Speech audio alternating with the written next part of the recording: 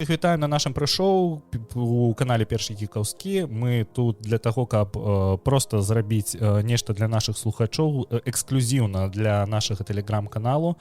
З вами Лёша, гэта я. З вами Вадим, гэта я. Гэта не Лёша, гэта Александр. Ну так. Калі хто не ведае, наша Ніва ў мяне брала каментар і мяне там перайменавалі ў Александра. Чамусьці. Ну, мы ведаем, чаму. Ну так, там ёсць такая тэма. Слухай, у мяне ёсць некалькі тэм, якія б не хацелася браць у падкаст, але я б хацеў іх з табой прагаварыць, таму што я амаль што прайшоў A Plague Tale: The Requiem. Які я толькі сёння пачаў. Вось, і ведаеш што? У мяне вельмі дваякае пачуццё ад гэтай гульні, таму што вось сюжэт вельмі добры. Мне цікава глядзець на гэта і... Але геймплей... Вось у мяне ёсць рэальна ненавісць к стэлсу ў траве.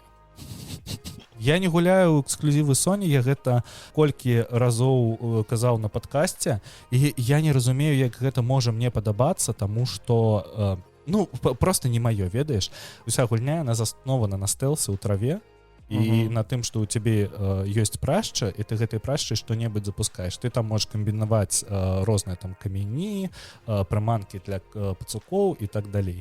І вельмі цікава. Вось ведаеш, я заўсёды спамінаю, як ты ведаеш, што такое аніме пляжная серыя?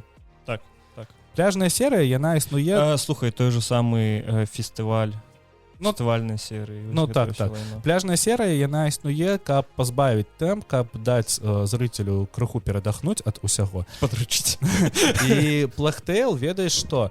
Ён дае цябе частку неверагоднага сюжэта, а потым вось ты там 20-30 хвілін у цябе ўсё там мега ідзе заруба, тебе вельмі цікава, там развіваецца сюжэт, а потым пачынаецца пляжная серыя. І так, вось ты на гэтых качелях знаходзішся, заўсёды. І я не понимаю, я не разумею просто то, як у гэтую гульню гуляць, таму што мне б хацелася ўсе гэтыя філеры просто скіпнуць. Але у гэтай гульні падкупае вельмі неверагодная праработка не толькі сусвету, а саміх лакацый. Таму што у гэтай гульне яна ж пра Францыю у перыяд чумы, і цябе падкупае тое, што ты прыходзіш і у цябе ёсць адчуванне, што гэты сусвет існаваў заўсёды да цябе. Ты просто прыйшоў і ты ў ім госць. То бок ты нікому не цікавы там.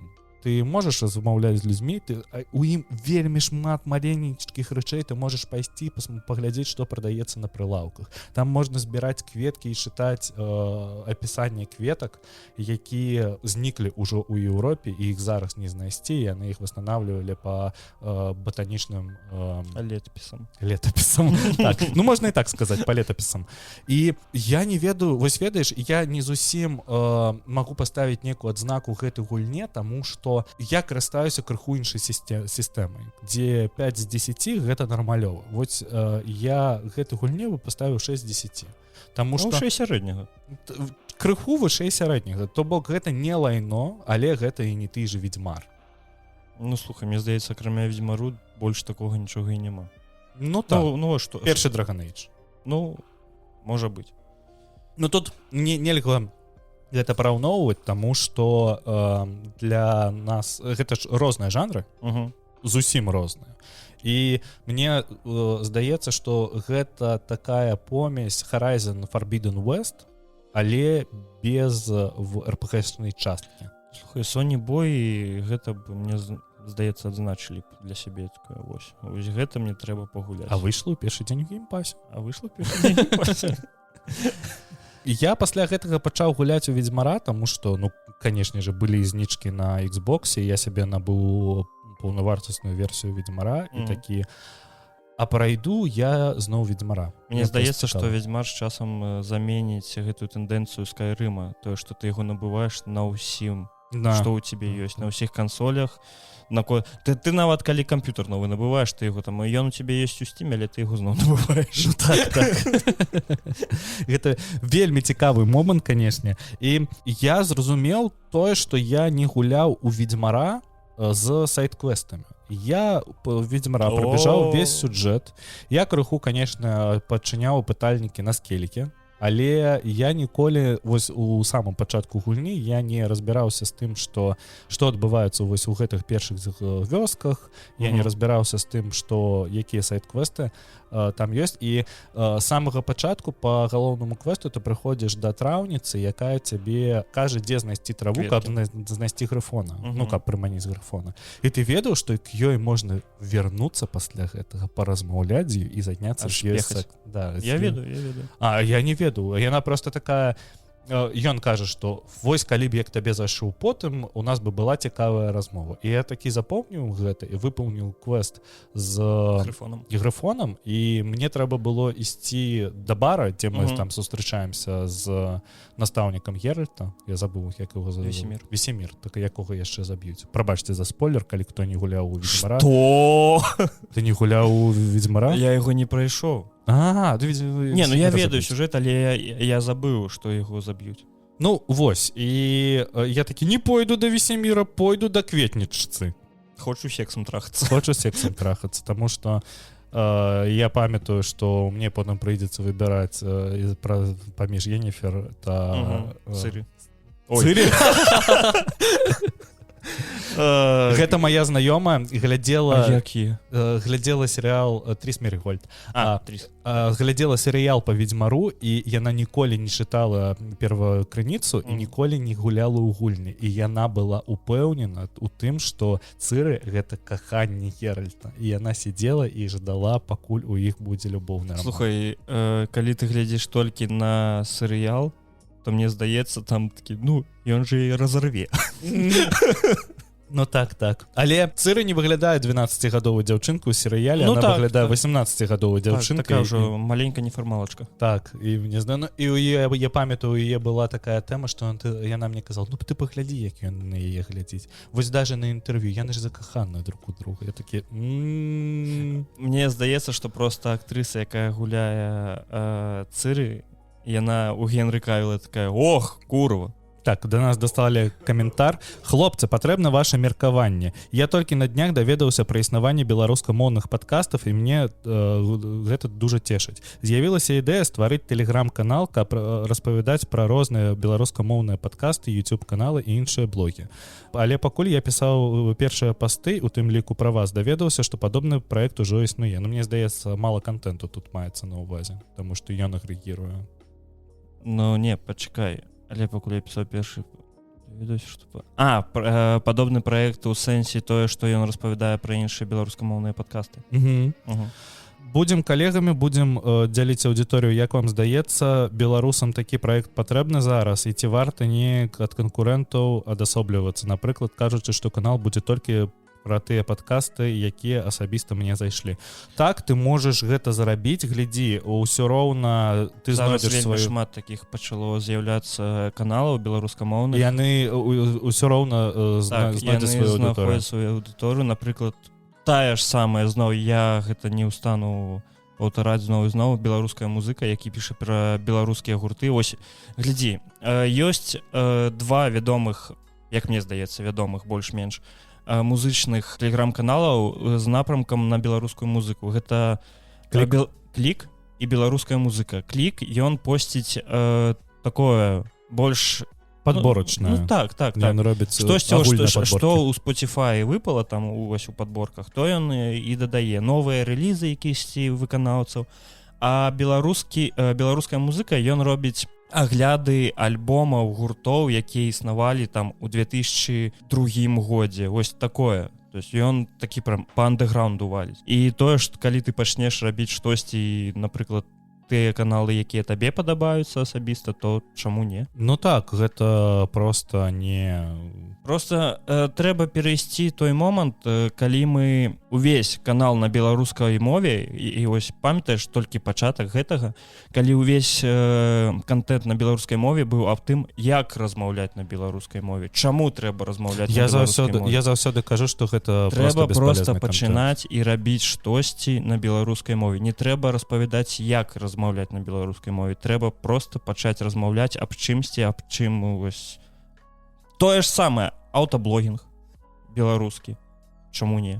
Тэхнаабзоры. Ну, тэхнаабзоры ўжо з'явіліся. Але хто вам перашкаджае зрабіць гэта па-свойму? Ну, так.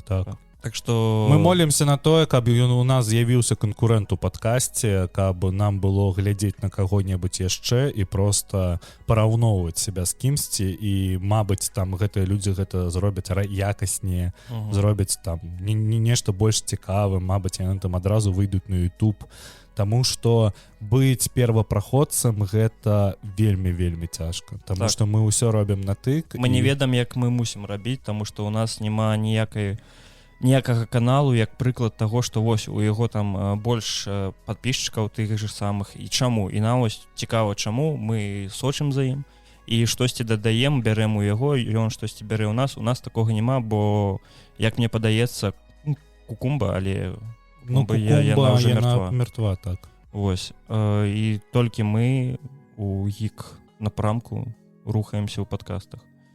І пакуль што гэта вось рабіце гік падкасты. Так. Нам трэба канкурэнцыя, мы хочам гэта. Ну так. Звяртаючыся да Ведзьмара, я зараз хачу пачаць праходзіць Ведзьмара, просто ведаеш, з тым, каб паламаць сюжэт і паглядзець, як яны скрыпты. Ты ж адразу можаш адправіцца ў Новіград, адразу можаш адправіцца куды-небудзь, а я адразу хачу не заязджаць у Новіград, а адразу паехаць на Скелігі. У крові, ого. Ага. І паглядзець, таму што мяне на Скелігі чакае. Ці ж там дупу разарвуць? Ну так, не, мне цікава паглядзець, ці прапісалі яны дыялог да таго, каб калі ты сустрачаешся з Йенніфер, таму што ты калі сустрачаешся з Йенніфер, ты Йенніфер распавядаеш, што ты ўжо даведаўся, што там Цыры няма ў Новіградзе, што Цыры няма ў другім горадзе, не памятаю, як ён называецца. Мне цікава, ці прадумалі гэта CD Projekt Red, ці прадумалі яны тое, што... Мне здаецца, не, бо нават я бачыў момант, я беру Кіберпанк асобна, там быў момант аб тым, як забіць Адама Смэшера. І там па скрыпту ці ён цябе забівае, ці ты ад яго хаваешся, і вы ратуецесь. І знайшлі якісь спосабы, каб яго забіць, яго забілі, але скрыптом все равно вось момант, калі ён перад табой падае, ты едзеш у машыне, ён перад табой падае, пачынае страляць у машыну. Добра, яны на гэтым моманце яго забілі, машына едзе, перед машинай никого нема, але анимация стрельбы по машине проходит все ровно, и все далее идет. Я такие, мне здаецца, что Ведьмары будет то же самое. Тебе просто не пустят. Меня у Plague Tale убили гэтые невидимые стены. Это просто вар'яцтва. Тебе просто завезло. Мабыць, яны разрухоўвалі на такого гульца, як ты. А няхай яго заб'е. Слухай, так цікава. Мы, дарэчы, пісалі, калі навіны на гэтым тыдні, я знайшоў навіну на, я не памятаю, на Daily Telegraph, ці дзе, навіну пра тое, што ў Доце 2 максімальны пік гульцоў дасціг 900 000 чалавек. Зразумела, чаму? Ну, так, яны там раздавалі нейкія рэчы. Арканы. Ну, я не гуляю доты, таму я так само.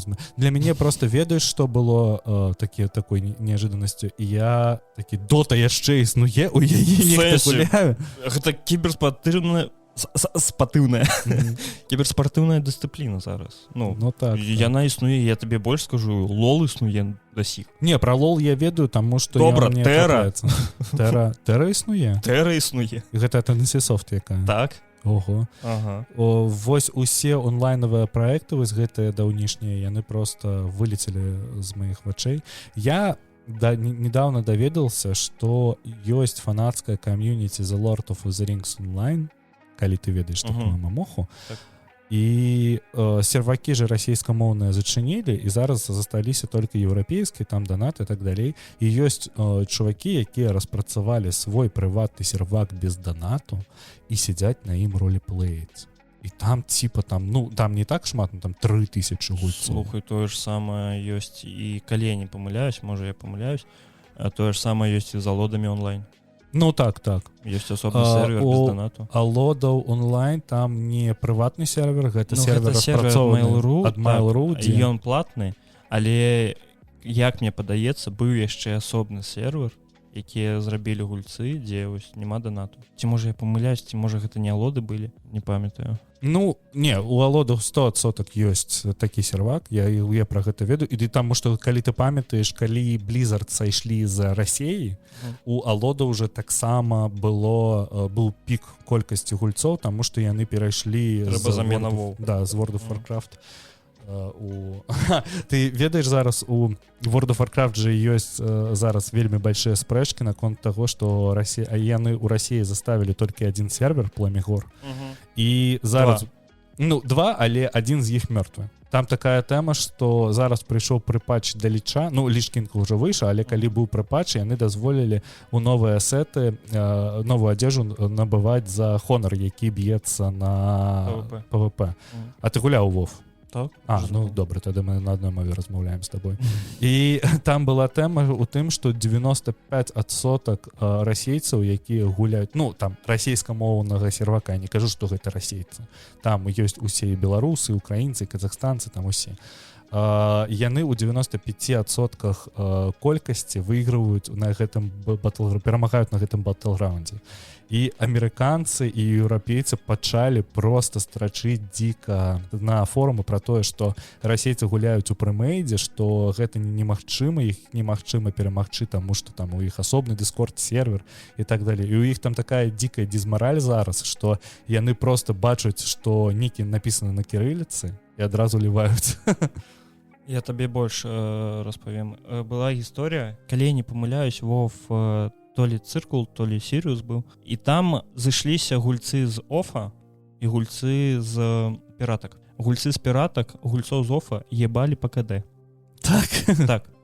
А яшчэ са мной у общежыці жыў, вось у адным пакоі са мной жыў топ-1 прыз ШП на Сириусе. Вадзім які? Так. Ніхера сябе. Я памятаю гэтага хлопца.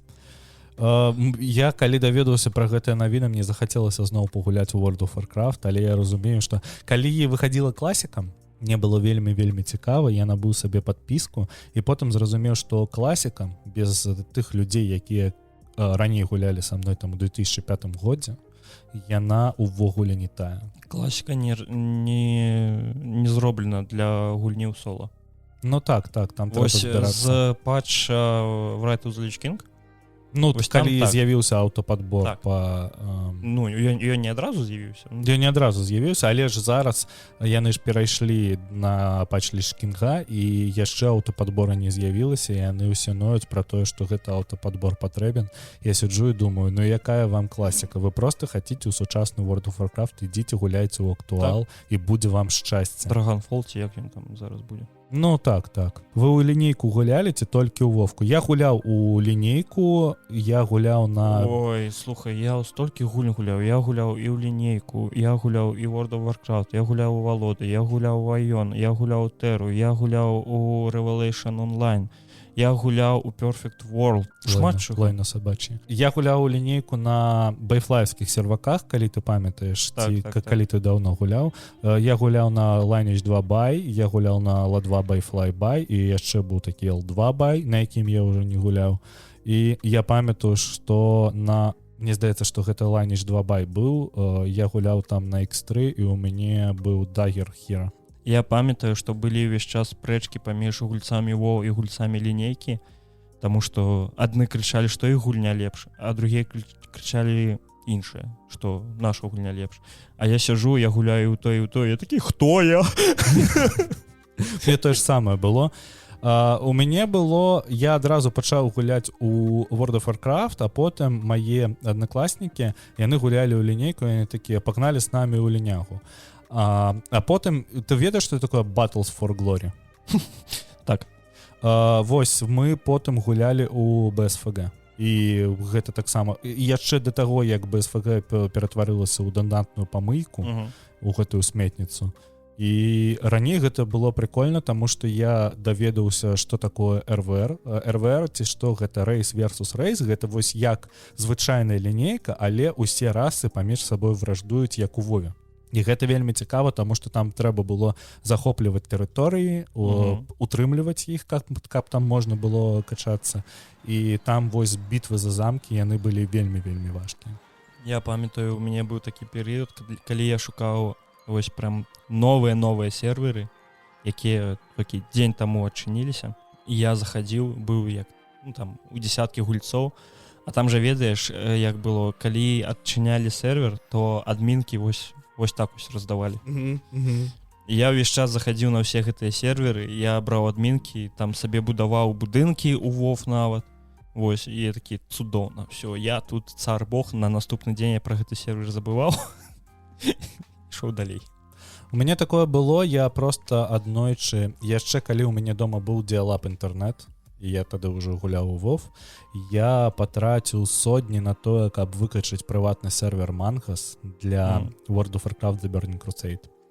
І стварыў сабе на кампе прыватны сервер, каб гуляць самому World of Warcraft, таму што мне было вельмі не танна гуляць у гэтую гульню на дыалап інтэрнэце. Я ад мамы заўсёды атрымліваў па шапцы за нашы рахункі, якія прахадзілі. Я памятаю, што гэта быў 2006 год. Да, у 2006 годзе ў Магілёве яшчэ не было ADSL інтэрнэту. Байфлай ужо з'явіўся, але ADSL правадзілі там толькі ў некаторыя дамы. І ты памятаеш, што тады ўвогуле ў Байфлая быў там гасцевы тарыф.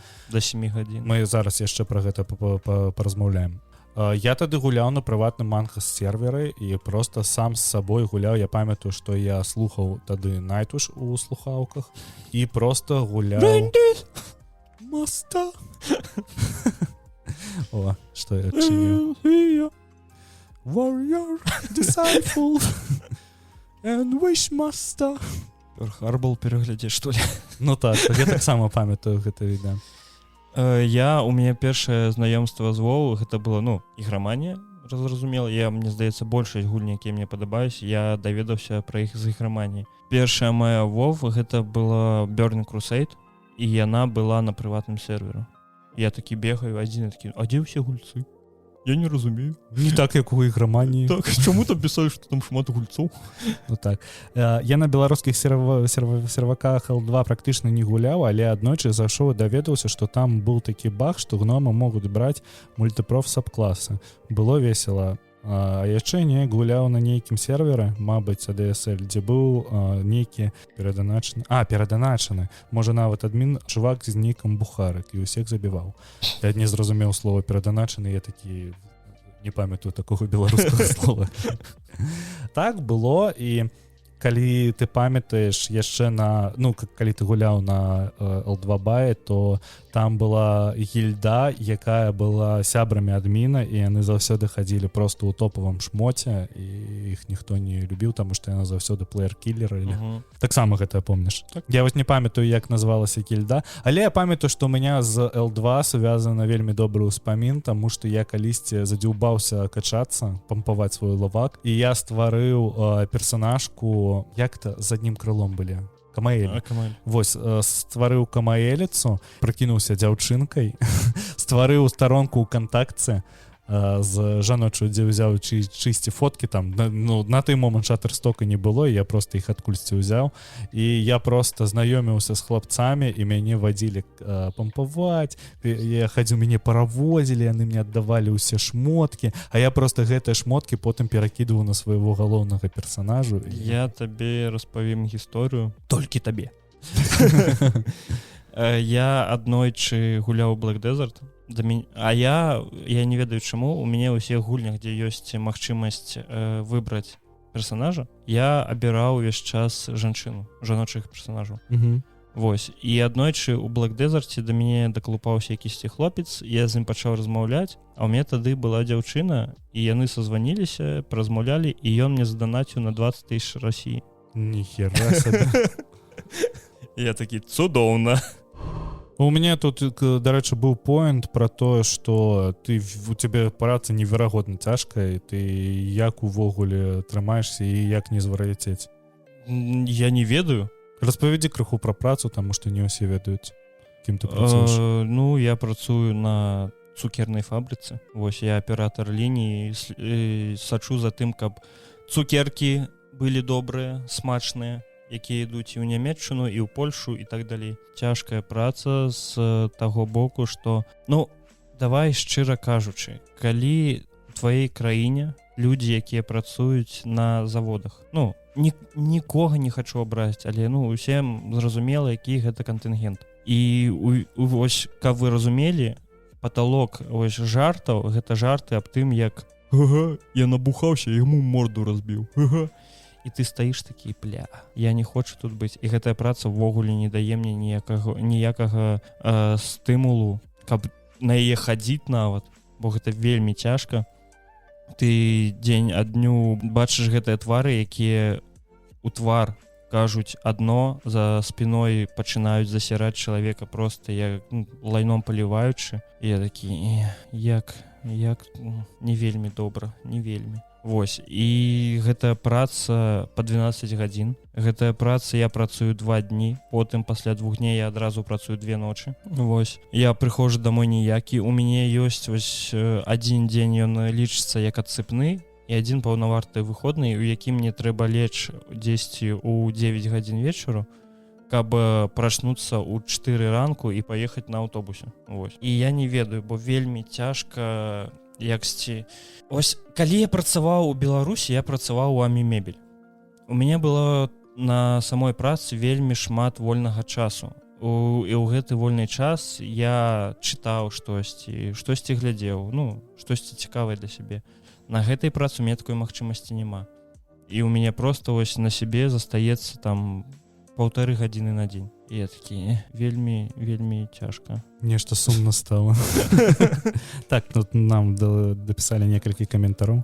А я пачаў у L2 гуляць, калі мне было год 8. Мяне туды прывёў сусед, які старэйшы год на 10, а потым мяне развялі. Сказалі, што могуць затащыць зброю на плюс 16 бескаштоўна. З тых пор я нікому не верую, нічога не чакаю.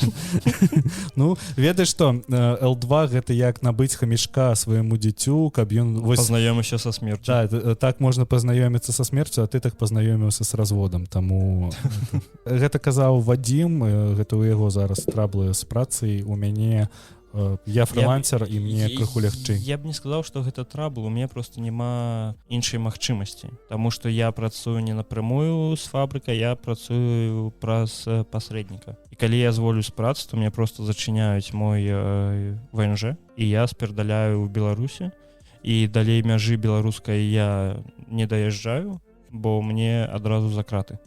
Мне то ж самае. Вось, я такі, добра, трэба чакаць, вось, можа, калі-небудзь з падкастам што-небудзь выйдзе, і мы вось будам выключна падкастам займацца. Яшчэ адзін каментар. У меня такая самая праца ў Польшцы, 6 дзён па 12 гадзін. Не ведаў, што ў Вільні ёсць такая праца. Вельмі цяжка столькі часу праводзіць з такім кантынгентам людзей. Толькі Белтві дае надзею, што яшчэ дзесьці існуе добрыя людзі. Так, слухай, увогуле Белтві маё натхненне зараз. Так, я таксама працаваў паўгады, мне здаецца, паўгады. Я працаваў у Польшы, я працаваў каля гораду Мшчонаў, а Мшчонаў гэта 10-50 кіламетраў да Варшавы. Вось. А ад маёй працы да горада Мшчонаў было 7 кіламетраў. Яшчэ пешкам, бо жоднага аўтобуса там не хадзіла. Ты кожны дзень? Не. Я жыў адразу на працы. Тобто у нас была кафешка, ведаеш, гэта прыдарожнае кафе, і там быў нулевы поверх, на яком я жыў, і там цалкам было ўсё для таго, каб ты там мог жыць, там душ, туалет, пральная машына, ўсё гэтае лайно. Но мне вельмі спадабалася Польша, мне вельмі спадабаліся людзі, якія са мной працавалі, бо там не было такога, ведаеш, таксічнага настраю у калектыве, бо нас было 9 чалавек. Вось, 2 брыгады, гэта 9 чалавек. Дарэчы, вы калісьці казалі, што хацелі зняць студыю для запісу падкасту. Нядаўна у хлопца з інфа 100% была падобная ідэя. Ён таксама переехаў у Вільню. Можа, вы неяк захочаце скапіраваць?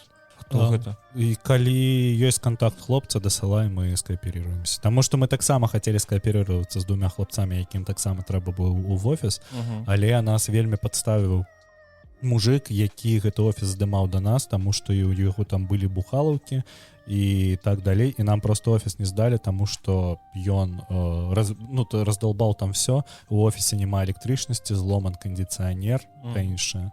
Цудоўны офіс. Цудоўны. Але мы і на такой былі згодны, таму што абсталяванне для запісу у нас добрае, і якасць запісу у нас добрая. Нам просто не хватае добрага памяшкання для того, каб просто прыходзіць туды і просто займацца творчасцю. Так, каб вы разумелі, ось мы сядзім, а побач мой ложак. Ну так. Раней мы пісаліся ў меня дома, і калі тут ёсць слухачы нашага старого падкасту «Замяніць расстрэлам», які быў расійскамоўны, яны ведаюць гэта, таму што у нас заўсёды была такая домашняя атмасфера, лаяла моя сабака, якая сёння з намі разам і нас спіць пад сталом. Ён. Пламбір. Давай закранем яшчэ адзін поінт. Я учора прачытаў вельмі цікавую нататку ад Vice аб тым, што індусы, якія пераехалі, рэлацыраваліся да ЗША і пайшлі працаваць у айцішнай кампаніі. Ты ж ведаеш, што у індусаў вельмі моцная айцішная распрацоўка. Так вось, яны калі трапляюць на працу ў ЗША у айцішнай кампаніі, іншыя індусы, якія ў гэтых кампаніях, іх дзеляць далей па кастам і падоўжваюць чмырыць. Гэта як расіянцы, якія пераехалі ў Грузію на 2 месяцы раней, чым тыя, хто пераехаў пасля аб'яўлення мабілізацыі. Ну так.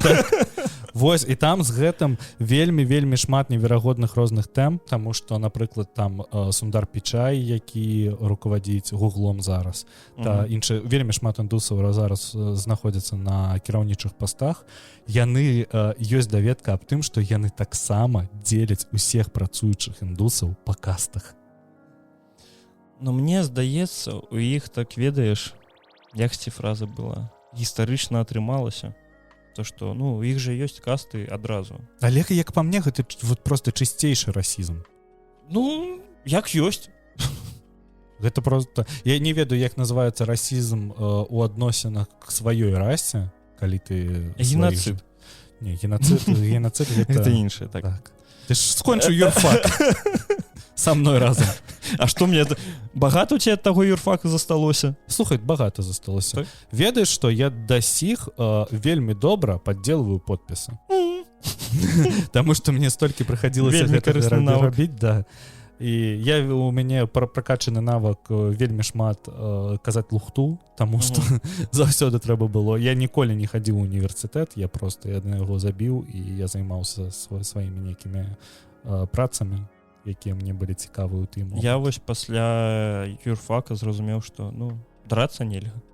Ну так, таму што можна. У мяне стараста мой... Можна забіць, можна сесці. Мой стараста падраўся ў клубе, і... Ну, ён такі моцны хлопец быў, і ён даў звездюлей таму хлопцу, адразу тот напісаў заяву ў паліцыю, і пасля гэтага яму далі 3 года услоўна, і, ну, там, за маленькую драку, і там, ну, зразумела, што... Але цікава, як стараста ў групе ў юрыдычным універсітэце палез у драку. Чаму цябе навучаюць? І што, мабыць, яшчэ ёсць якія-небудзь пытанні, мы бы на іх адказалі, ўжо бы пачыналі пісаць падкаст. Ну, не так не. Як кажуць на юрфаке, на нет і суда нет. На нет суд і зараз есть. Зараз так. Так. Мне падабаецца, як мы запусцілі ЭТР, і у нас просто на першым гікаўскім падпісчык отваліўся. Ну і у вас у дупу. Всем прывітанне, нашы даражэнькія сябры, у студіі першы гікаўскі, 21 выпуск. Ведаеш, што ўжо 21 тыдзень мы выходзім што нядзелю, і гэта вельмі добра. Зараз наш падкаст можа набываць сабе алкаголь у Вільні. Ну так. Хацім вам нагадаць, што у нас ёсць цудоўны тэлеграм-канал, на які можна падпісацца, дзе выходзяць розныя навіны пра гульнявы сусвет, пра серыялы, кіно, дзе ёсць поп-культура та навука. Вы таксама можаце дадаць нам адзнакі на Apple Podcast, на Spotify, гэта для нас вельмі важка. Таксама далучайцесь да нас на Яндексе. Як бы гэта зараз не гучала, але так. Пашыруйце, райце сваім сябрам, бацькам, друзям, катам. Ты кожны раз прыдумваеш новую жывёлу, я заўважу. Мне ведаеш, чаму гэта мне здаецца? Таму што калі я гэта кажу, я скончваю гэта казаць, вось, друзям, бацькам, сябрам, і ты маўчыш. І я такі... Таму што твоя чарга. Хамічкам? Ну слухай, давай да навін. На гэтым тыдні Shutterstock будзе прадаваць, Shutterstock пазначыў, што ён пачне прадаваць відарысы, якія былі згенераваныя штучным інтэлектам. І гэта вельмі цікава, таму што Shutterstock, калі што... Таму што ты згубіш працу. Так. Shutterstock — гэта пляцоўка, дзе можна набыць розныя відарысы ці відэа, якія здымаюць пад розныя случаі. І гэта у асноўным робіцца для рознага маркетынгу. І вось зараз розныя DALL-E і розныя астатнія штучныя інтэлекты, іх вытворчасць пападзе на Shutterstock, і яны будуць далей распаўсюджваць гэта. Некалькі год таму яны дадалі метададзенае OpenAI, каб дапамагчы пры стварэнні DALL-E. Памер долі такіх аўтараў будзе прапарцыянальна аб'ёма контента і метададзеных, якія яны даслалі, то бок калі гэта нейкі мастак, ён узяў за базу тое, што сфарміраваў DALL-E і дамаляваў яго.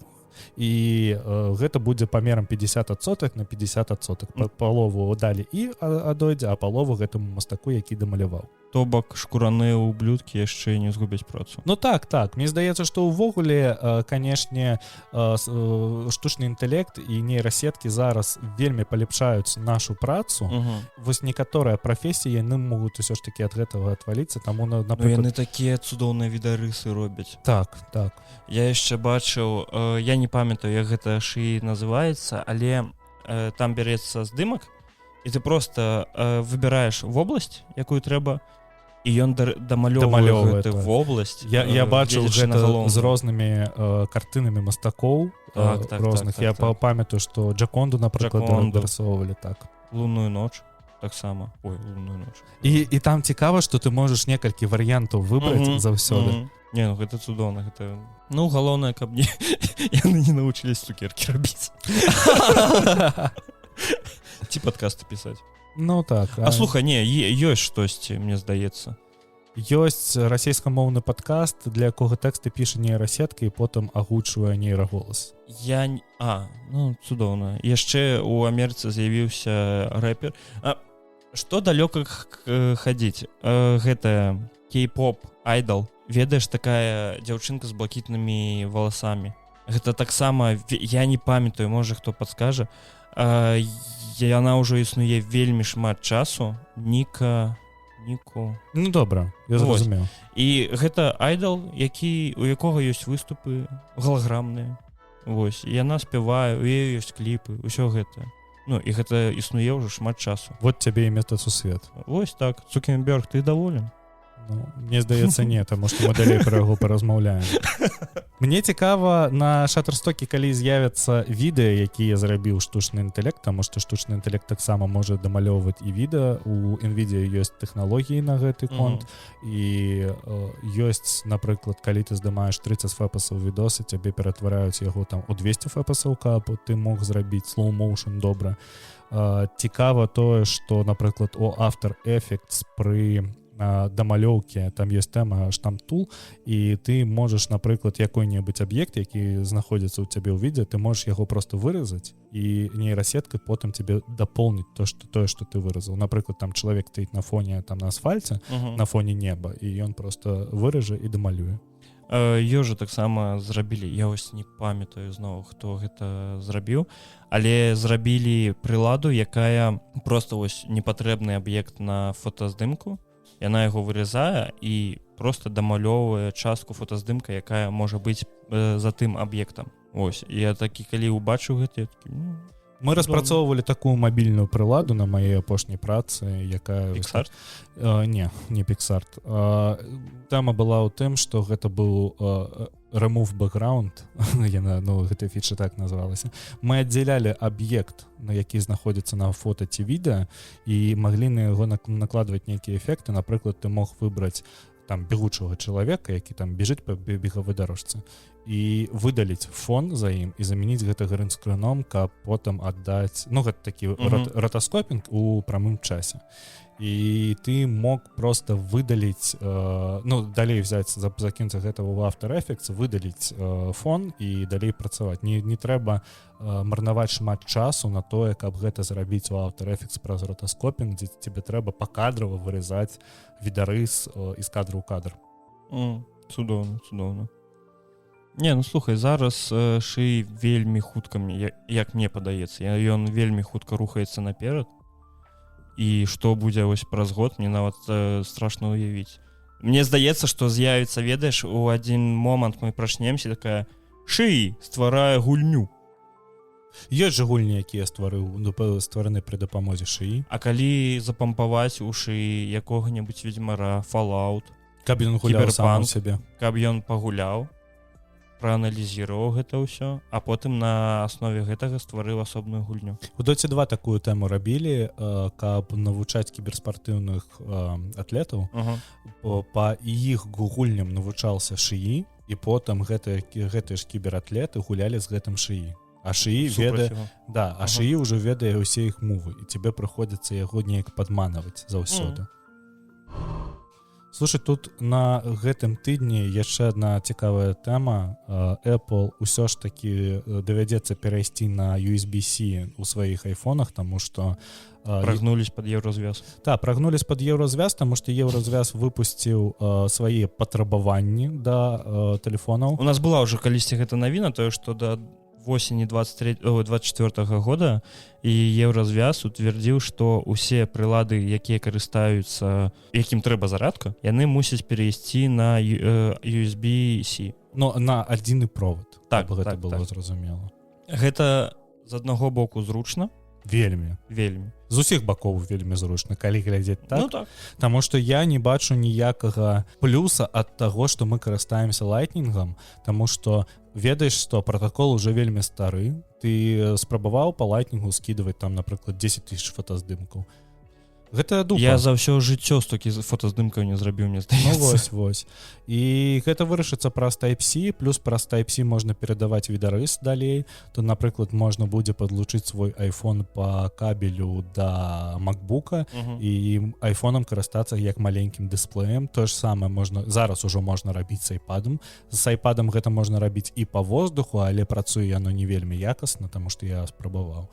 Але праз Type-C можна выкарыстоўваць свой новенькі iPad як маленькі манітор, вам будзе зручна, калі у вас там MacBook. Я не зразумеў просто, калі я сабе набыў MacBook, я такі, окей, тут USB-C. Я набываю сабе iPhone, Lightning. Ну так, тебе просто трэба... А гэтыя мадэлі, яны аднаго года. Ну так. Ну, я такі... Дзіўна. Але ўжо калі б ты браў сябе iPad Pro, ён бы таксама быў на USB-C. Я вельмі чакаў новыя AirPods на USB-C. Я быў упэўнены ў тым, што яны будуць на USB-C, таму што ўжо перайшоў на той момант некалькі год, як перайшоў iPad, ужо з'явіліся первыя злівы і чуткі пра тое, што iPhone перайдзе на гэта ўсё. Канешне, мне было больш зручна, таму што ў мяне вельмі шмат абсталявання дома.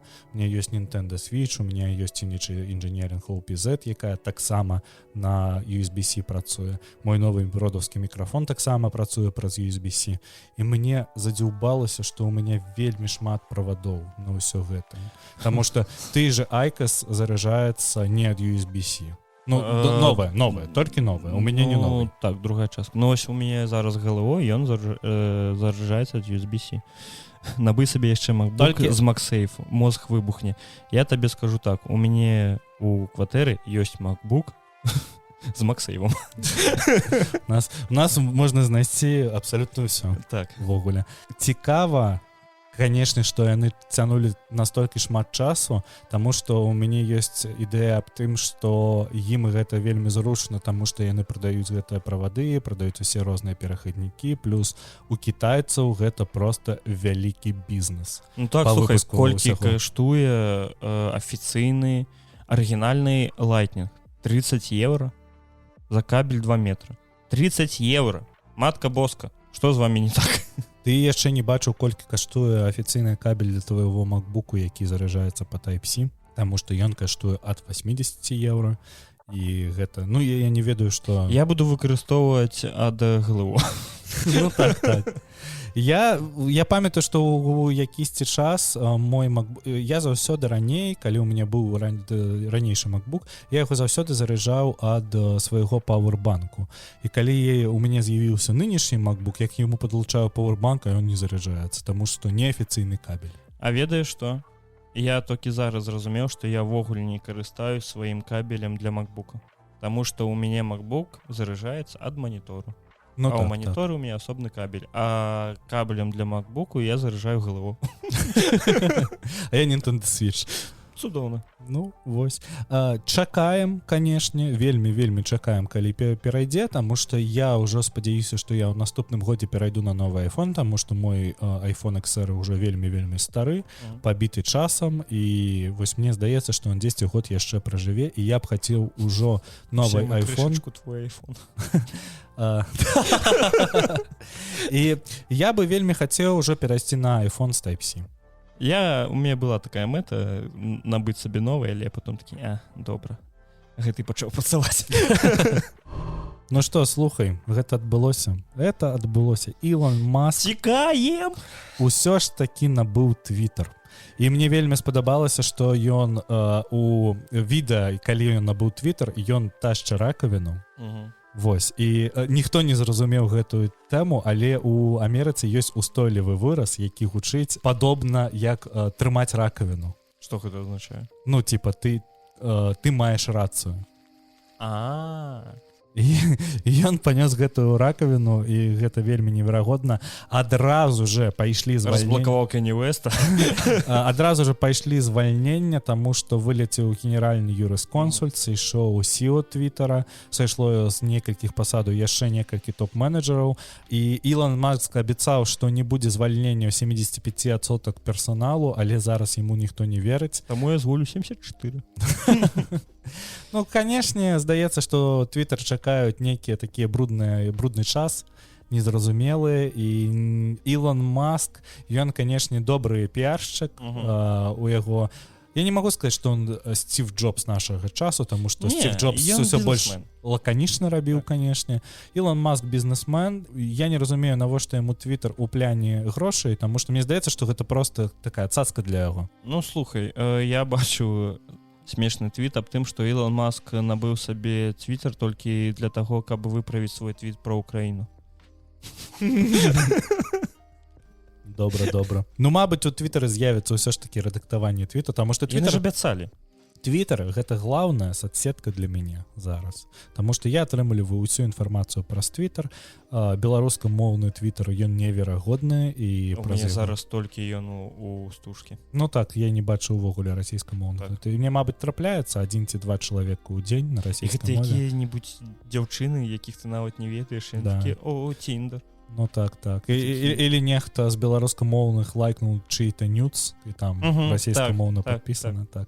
Але ведаеш, што ў беларускамоўным Твиттары з'явілись дзяўчынкі, якія выкладаюць нюцы. Так. Ты на іх таксама падпісваешся. Я не падпісваюся, але я сачу, сталкерыш. Аднім вокам бачу, калі ты іх лайкаеш. Ну так. Ну што, у мяне даволі шмат падпісчыкаў, я заўсёды такой, гэта будзе камусьці цікава, лайк. Даже не для мяне. Нюц. Я ўсё яшчэ не выздараю, ўсё яшчэ хварэю, таму што я думаю, чутно, што мой голас яшчэ не ў добрым стане. Ілон Маск адразу напісаў у каментары апісанні свайго профіля, што он чиф твіт. Шеф твіт. Ну да, типа шеф Твиттера. Ну, вось першае, мне здаецца, што ён зробіць, гэта заблакуе таго хлопца, які вядзе Твиттера аб тым, куды лятае самалёт Ілона Маска. Слухай, мне падаецца, ці гэта мне прысніла, я не ведаю. Ён разблакаваў Трампа. Не, ён не разблакаваў Трампа, таму што, ведаеш, гэта было такое вырашэнне не толькі Твиттера, а, прабачце, калі вы чуеце паведамленне. Прабачаю. Не, гэта праз пульт ідзе. Усё гэта, канешне, было ініцыіравана, мне здаецца, не толькі самім Твиттерам, таму што тое, што адбылася з Трампам, гэта на ўзроўні грамадзянства произошло. І калі Ілон Маск разблакуе Трампа, гэта будзе нешта, гэта будзе такі выбух. Ты разумееш, што будзе ў сродках масавай інфармацыі? Там просто Ілон Маск падтрымлівае Трампа. Ілон Маск падтрымлівае фашызм. А яшчэ ён там увогуле твіты да Пуціна бацька пісаў. Гэта Гітлер. Ну так. Заўсёды з'явіцца хлопец, які пачне крычаць, што ён нацыст. Што Азаронг? Азаронак. Ён моліцца на Майнкамф. Чаму я гэта такі? Кані Уэст, дарэчы, пра гэта ж Так, слухай, хацеў называць свой альбом Гітлер. Так, гэта я памятаю. Але тое, за што заблакавалі Кані Уэста. А ты ведаеш, за што яго заблакавалі? Распавядай, я не ведаю. Ён прыйшоў на якусьці каляцыю, на якосьці мерапрыемства, і ён прыйшоў у цішоткі з надпісам White Lives Matter. Да, я памятаю гэта. Яго за гэта заблакавалі? Яго за гэта заблакавалі, і яго там чуть ли не антисемітам назвалі. Ну, слухай, увогуле усе ведаюць, што...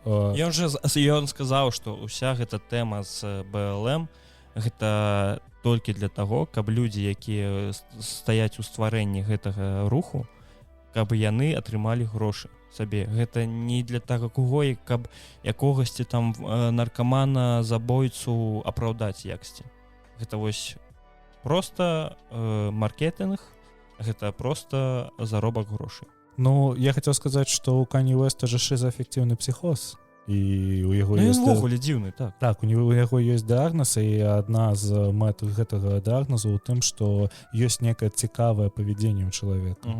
Таму, мабыць, яму нешта проста стукнула ў галаву, і ён пачаў так... Ну, плюс не забывайце пра тое, што творчасць Кані Уэста гэта не толькі музыка, але яшчэ і акцыянізм. Таму там можа быць рознае і... Наколькі я памятаю, з ім нават Адідас скончылі працу. І не разрывалі з ім кантракт. Ці не Адідас? Дзіўна. А яго Ізі да сих прадаюцца ва ўсіх магазинах і нічога, таму што гэта адні з самых папулярных красовак, на іх вельмі шмат попыту. Дзяўчына Мара, дзяўчына Бос. Сёння попыт на мяне ўзрос. Слухай, YouTube вырашыў не забараняць прагляд відэо ў 4К бесплатны падпіс. Можна я ўстану і пакланіўся ім? Ну, дзякуй вялікі, таму што гэта было б звар'яцелае вырашэнне. Гэта у Netflix так ёсць, яны забараняюць глядзець контент у 4К, пакуль ты ім не заплаціш, але я вось не разумею, навошта... Ну, слухай, давай пачнем з таго, што, па-першае, небагата каму патрэбен контент у 4К, прям вельмі небагата каму. Я не ведаю, як у ЗША з гэтым. Давай внесем крыху кантэксту у гэта ўсё, таму што раней сервіс тэставаў сваю манетызацыйную мадэль на тым, што першае, па 10 рэклам за раз, то бок у іх ёсць рэкламная пауза на 3-4 хвіліны, як на тэлебачанні, а другое, яны забаранілі глядзець 4К без падпіскі YouTube Premium. Я глядзеў відос на 10 хвілін, і мне за гэтыя 10 хвілін 6 рэклам выскачыла. Спампуй адблок, ён блакіруе рэкламу на YouTube. На тэлефоне? На тэлефоне, так. Я карыстаюся YouTube Premium. На MacBook'е у мяне ёсць адблок. Я карыстаюся YouTube Premium, таму што... Я няма грошай на гэта. Таму што я гляджу YouTube на тэлевізары сваём. І мне вельмі незручна глядзець YouTube, калі на нём там 300 рэклам. Я вось не ведаю, як зараз у Беларусі, але у Літве некая звар'яцелая колькасць рэкламы. Таму што ты глядзіш там 10 хвілін відэа, і за гэтых 10 хвілін у цябе, наверное, 5, 7, 10 рэклам. Так. І гэта дупа нейкая. І яны па две, і яны не праматваюцца. Так. Ты такі сидзіш, І там не ты інтэграцыі, якія на 3 секунды, а ёсць інтэграцыі па мінуце, якія не гэта пераліснуць. Ты такі, што адбываецца, я не разумею. Чаму вы зрабілі ТВ? Канешне, YouTube вымушаюць нас набываць YouTube Premium. І калісьці яны спрабавалі здымаць серыялы пад YouTube Premium, каб неяк прымусіць цябе набываць гэтую падпіску. І мне здаецца, што яны проста вырашылі задалбліваць усе гэтай рэкламай, і вось праз гэта і выгледзячы на гэтую рэкламу, ты падпішысь, канешне. Ну, ось я не ведаю. Але, 13 еўра ў месяц, 13 еўра ў месяц. Яны звар'яцелі, ці што? Я аб гэтым, я магу тое самае відэо паглядзець у якім-небудзь тэлеграме, і ўсё і гэта бескаштоўна. Дарэчы, я ўчора хацеў сабе набыць Telegram Premium і паглядзеў, што ён каштуе 6 еўра ў месяц, і такі за што? Просто за што? Мне хочацца падтрымаць Telegram, мне навошта гэта зорачка не трэба. Анімацыйны аватар. Мне трэба добрая... Эксклюзіўныя смайлы. Мне трэба добрая статыстыка для каналу.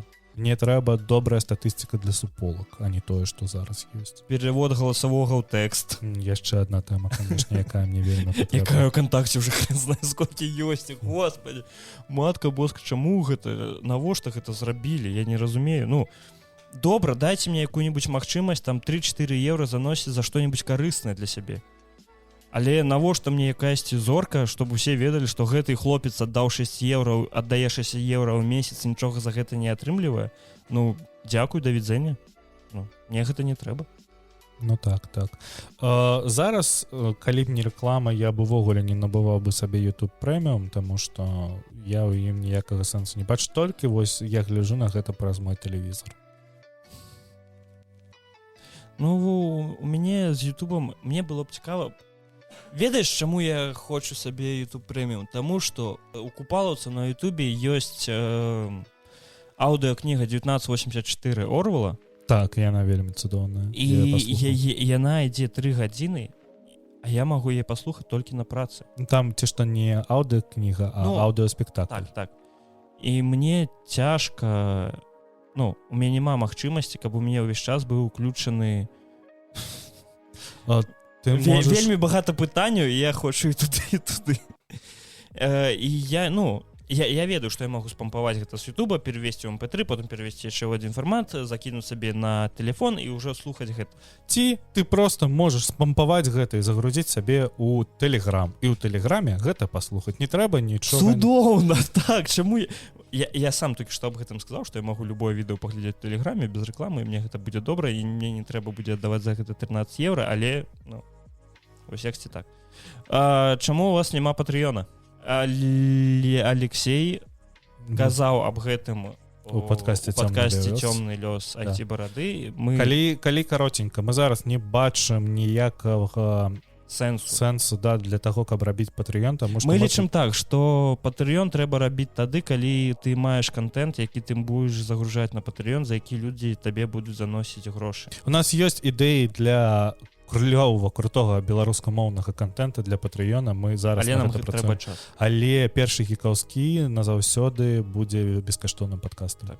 Можа, які-небудзь падкаст з'явіцца, які будзе асобна на Патрыёне. У мяне была ідэя аб тым, што просто ведаеш, там зрабіць еўра за просто дзякуй. Ну, то ці так. Ну, не ведаю. Паглядзім, можа, калі-небудзь.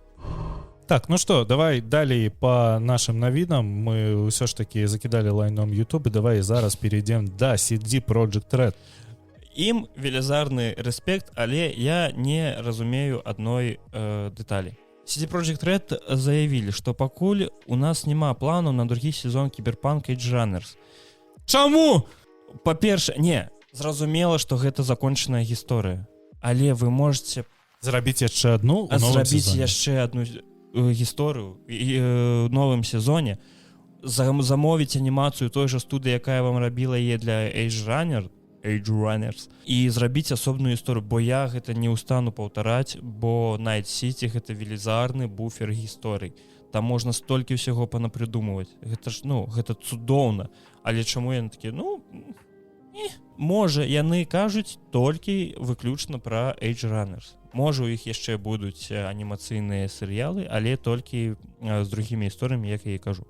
Ну, гледзячы на... гэта будзе добра, бо Edgerunners, шчыра кажучы, мне ён зайшоў больш, чым Аркейн. Мне здаецца, што гэта лепшае анімэ. Ты яго нават не паглядзеў? Я паглядзеў 2 серыі. Вау! Мне здаецца, што гэта лепшае анімэ ў гэтым годзе. Таму што я не бачу нічога, чтобы так сильно хайпавала на даволі моцна. Бензапіла. Ведаеш што з чалавекам бензапілой? Чалавек бензапіла вельмі хайпаваў яшчэ калі ён быў мангай. Таму там было такі незвычайны яксці гэты жанр называецца. Не ісікай, а сёнэн. Сёнэн, так. Вось. Гэта вось такі вельмі незвычайны. Гэта вось той же самы сёнэн, як і, напрыклад, Наруто, але наадварот. Вогуле. Да, наадварот. Роўна наадварот. Так. і гэтым ён прываблівае, мне здаецца. Edge Runners паказаў вельмі добрую статыстыку пры старце і далей, таму што пасля Edge Runners вельмі вырасла статыстыка гульцоў у кіберпанке, таму што весь TikTok, весь YouTube... Дзе знайсці рэчы за Edge Runners? Так, ён просто напоўніўся гэтым і типа, глядзіце, яны ведалі адразу, што іх будзе анімэ, і яны дадалі гэтыя рэч адразу ў гульню. Канешне, яны ведалі, канешне, яны дадалі. Не, гэта ведаеш, людзі сядзяць такія, ну яны ж, наверное, якія хлопцы з першага гікаўска, ім у голову прыйшло, яны зрабілі. Ну так. Да будзем рабіць падкаст. Зробім Edge Runners. Просто сядзяць такія, піва безалкагольнае п'ют, такія, слухаць, а ёсць цудоўная ідэя з анімэ. Хто-нибудь калі-нибудь глядзеў анімэ? Давайте паспрабуем. Так. Ну, але, глядзі, а яны ж такі ўсё ж такі ў час аўтары не задумваюцца над гэтым працягам, але там застаецца прастора для варыяцый. Таму мы будзем спадзявацца, што далей гэта будзе... Слухай, зараз ще і роман будзе. Так. Калі роман будзе добры, то чаму па яму не зрабіць анімэ? Каб далёка не адходзіць ад CD Projekt, таксама яны нечакана распавялі, што яны робяць рэмейк першага Ведзьмара на Unreal Engine 5. Я гуляў у першага Ведзьмара. Я таксама. У 2007 годзе. Не, я гуляў яго ў 2007 годзе, калі ён выйшаў. І тады гэта не было балюча. Гэта было цудоўна. Мне здаецца, што яны выправяць баёўку. Вось, адзіная прэтэнзія гэта да баёўкі Ведзьмара.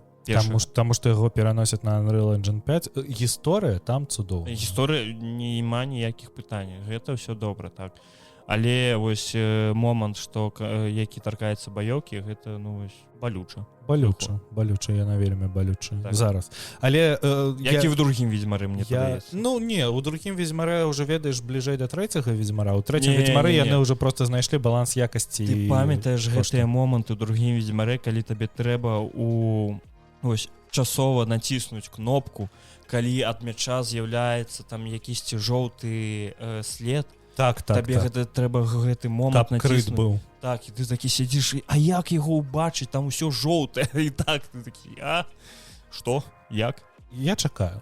Таму што у меня ёсць кансоль, на якую гэта можна будзе пагуляць, і так. Я з вялікай радасцю звярнуся зноў у сусвет першага Ведзьмара, таму што калісьці я яго дапрайшоў потым, ужо год праз 10, мне здаецца. І для мяне гэтая гісторыя, яна ўсё яшчэ вельмі добрая, таму што там гісторыя, яна перавешае херовую баёўку. Я дакладна не памятаю гісторыю, але я гуляў Ведзьмара першага, другога і ось трэцяга гуляў. Но я памятаю пачатак, я памятаю гэтых сабак, вось, но мне ад баёўкі было балюча. Я яго праходзіў, ну, мне здаецца, гадоў 8 таму. Я памятаю з таго часу, што там быў квест на тое, што трэба ці забіць ведзьму, ці адпусціць ведзьму. Вось, і я памятаю, што для мяне было гэта неверагодна, таму што маё вырашэнне прывадзіла да вялікай кат-сцэны, дзе адбывалася ці то, ці іное. І для мяне ў 2007 годзе пасля Neverwinter Nights гэта было типа вау, так можна, вось такія гульні сапраўдныя. Мне вельмі не хапіла у гэтай гульне ў свой час нататніку, каб можна было весці дзённік, таму што я прывык у Neverwinter Nights весці дзённікі, займацца такім маленькім ролеплеем, і для мяне, канешне, Ведзьмар, увогуле Ведзьмар займае вялікую частку майго жыцця у маём сэрцы, таму што мне вельмі падабаюцца кнігі, і гэтыя гульні гэта яшчэ адзін спосаб проста апыніцца ў гэтым усім. Як вось зараз, ведаеш, будзе выходзіць Hogwarts Legacy, мне здаецца, што ўсе тых, хто закаханы ў сусвет Гаррі Поттера, яны проста масава пальюцца, якая б там гульня не была. Ну так, яны ось распрацоўнікі атрымаюць сваю частку, і мне здаецца, гэта частка вельмі такая велізарная. З цудоўнага сусвету адразу у сумны сусвет. Да, давай, таму што шмат якія лакацыі ў метасусвеце Цукерберга зусім не наведаюць, іх апісваюць як пустыя і сумныя светы. Слухай, у нас там далей будзе навіна пра тое, што ў Фейсбука яшчэ і скарацілася прыбытак, і ў прошлым годзе яны ўпершыню адчыталіся аб тым, што ў іх няма прыбытку, а ёсць толькі разаходы. і зараз усе гэтыя загуліванне з метасусветамі і тым далей яно ж паказвае, што Ілон Маск хотел сказаць, Марк Цукерберг яўна капае не ў тым напрамку. Мне здаецца, што ён увогуле гэта робіць толькі каб, ведаеш, робіць гэта асобна для сябе. Вось гэты ўвесь метасусвет ён робіць асобна для сябе, каб у адзіны момант туды легчы на сваю планету. І ніколі не заходзіць ува онлайн. Вельмі гэта бачна, таму што за 2021 год сярэдні онлайн был каля 500 тысяч гульцоў, ну, карыстачоў, гэта не гульня ўсё ж такі. Зараз ён складае менш, чым 200 тысяч чалавек, і... Ну, все паглядзелі, што там нічога няма, такі, ну так. Ну, добра, лівай. І за 2021 год яны патрацілі каля 2,8 мільярдаў даляраў на гэта, на стварэнне гэтага метасусвету, а зараз яны патрацілі больш, чым 5. Мне здаецца, яму было б танней просто стварыць свой пакой у VR-чаце. І типа, все. Ну так. Заходзьце. Ці Facebook мог просто набыць VR-чат? Так, чаму не? Бо мне здаецца, што VR-чат далёка папераду, чым мета. Мне таксама так здаецца, таму што ў VR-чата ёсць такія карыстачы, якія просто хварэюць гэта. Так. І там ёсць людзі, якія праводзяць нейкую звар'яцелую колькасць часу ў VR-чаце, і я просто я вось з боку такіх карыстачоў я не ведаю, навошта ім Horizon Worlds. Не ведаю. Ты бачыў VR-чат? Ну гэта ж цудоўна. Ну так, do you know the way? Что, я не ведаю, хотелось бы пожадать, что каб Марк Цукерберг закрыў бы гэтае лайно, зачыніў его з канцамі, спірдоліў сабе на планету і адправіў гэта ўсё туды ж у той же напрамак, куды адправілася стадія. Куды адправіў Facebook? Вось ты карыстаешься Фейсбукам? Калі ты апошні раз заходзіў Facebook? Я не карыстаюся увогуле Фейсбукам. Я Фейсбукам карыстаўся калісьці па працы, таму што мне трэба было работаць у Facebook Ads. Гэта з кропкі зору інтэрфейсу гэта самая лайняная пляцоўка для размяшчэння на ёй рэкламы. Цудоўна. Але фільм пра Цукерберга ён добры. Ну, про Facebook увогуле. Так. Ну, таму што я пытаюсь зараз вспомніць, як завуць таго актора, які згуляў Марка Цукерберга. Вось ён вельмі добра адыграў, таму што мне здаецца, што Цукерберг ён такі, просто не ад гэтага сусвету. Калі вам нечага глядзець вечарам, вы можете паглядзець фільм «Сацыяльная сетка». Так, вельмі добра. Да, ён добры. Слухай, ну што, давай да тэлескопа Джеймс Веб, які сфотаграваў столпы твора, навукоўцы лічаць, што іх не існуе.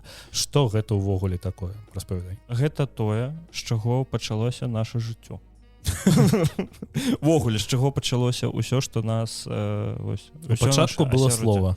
Так, потым з'явіліся слупы твора. Але ведаеш што, я паглядзеў на гэты здымак. І ён просто вау. Гэта вельмі добрыя шпатэлі для тэлефона. Так. Гэта вельмі цудоўна. Я такі вау. Выглядае вельмі цудоўна. Я хацеў пачытаць увогуле, ну, мне стала цікава, бо яно выглядае як нешта неверагоднае. Я такі, так. Іх, мажліва, ўжо не існуе, але яны, толькі даходзяць да нас. Так, таму што сістэма такая. Хуткасць света, яна не самая вялікая у нашай вселенной. Мы можам бачыць іх, то бок, ведаеце, ёсць такая тэорыя пустога неба, таму што тыя зоркі, якія мы бачым, іх может быць і не існуе. Мы бачым толькі іх свет, які да нас даходзіць. Мабыць, там ужо некалькі мільярдаў гадоў няма ніякіх зорак, і ты космос, які мы зараз так вывучаем, ён можа быць іншым. Да, і вельмі іншым, таму што ён можа быць больш пустым, моцна больш пустым. Мне аб гэтым вельмі страшна ўвогуле думаць нават. Так, у меня вось гэтыя экзістэнцыяльныя мыслі, яны пачаліся, я калі даведаўся пра гэтую тэорыю, я даведаўся ад настаўніка астраноміі у школе. І мяне гэта тады пераключыла на, мне здаецца, тыдні на 2. Дзіцё ў 9 класе. Я памятаю, я выхадзіў са школы ў 6 гадзін вечара, зіма, ўжо цямно, я бачыў гэтыя зоркі, я такі, іх не існуе. То існуе толькі луна, яна блізка. Слухай, я калі даведаўся аб тым, што, ўсё ж састаіць з атамаў, і мы нічога не таркаемся. бо мы не можам, бо атамы друг да друга, ну, яны не приближаюцца. Я такі, тобто, я весь час пару? Да, парыш у воздухе. Так, я такі, А ты думаў пра тое, што ты же матэрыял, што і твой стол? Давай пачнем уже. А ты ведаеш, што ў твайго языка ёсць вага? Ну так. Ну вось. І у твоей чэлюсці ёсць вага, так, і ты заўсёды яе прыжымаеш. Так. Гэта як ты ніколі не думаеш аб тым, як дышаць. Ну так. Пакуль ты не пачынаеш думаць аб тым, як ты дышаць. Так, так. Таму потым прыходзіцца прыкладаць псіхалагічнае намаганне, каб пачаць дыхаць.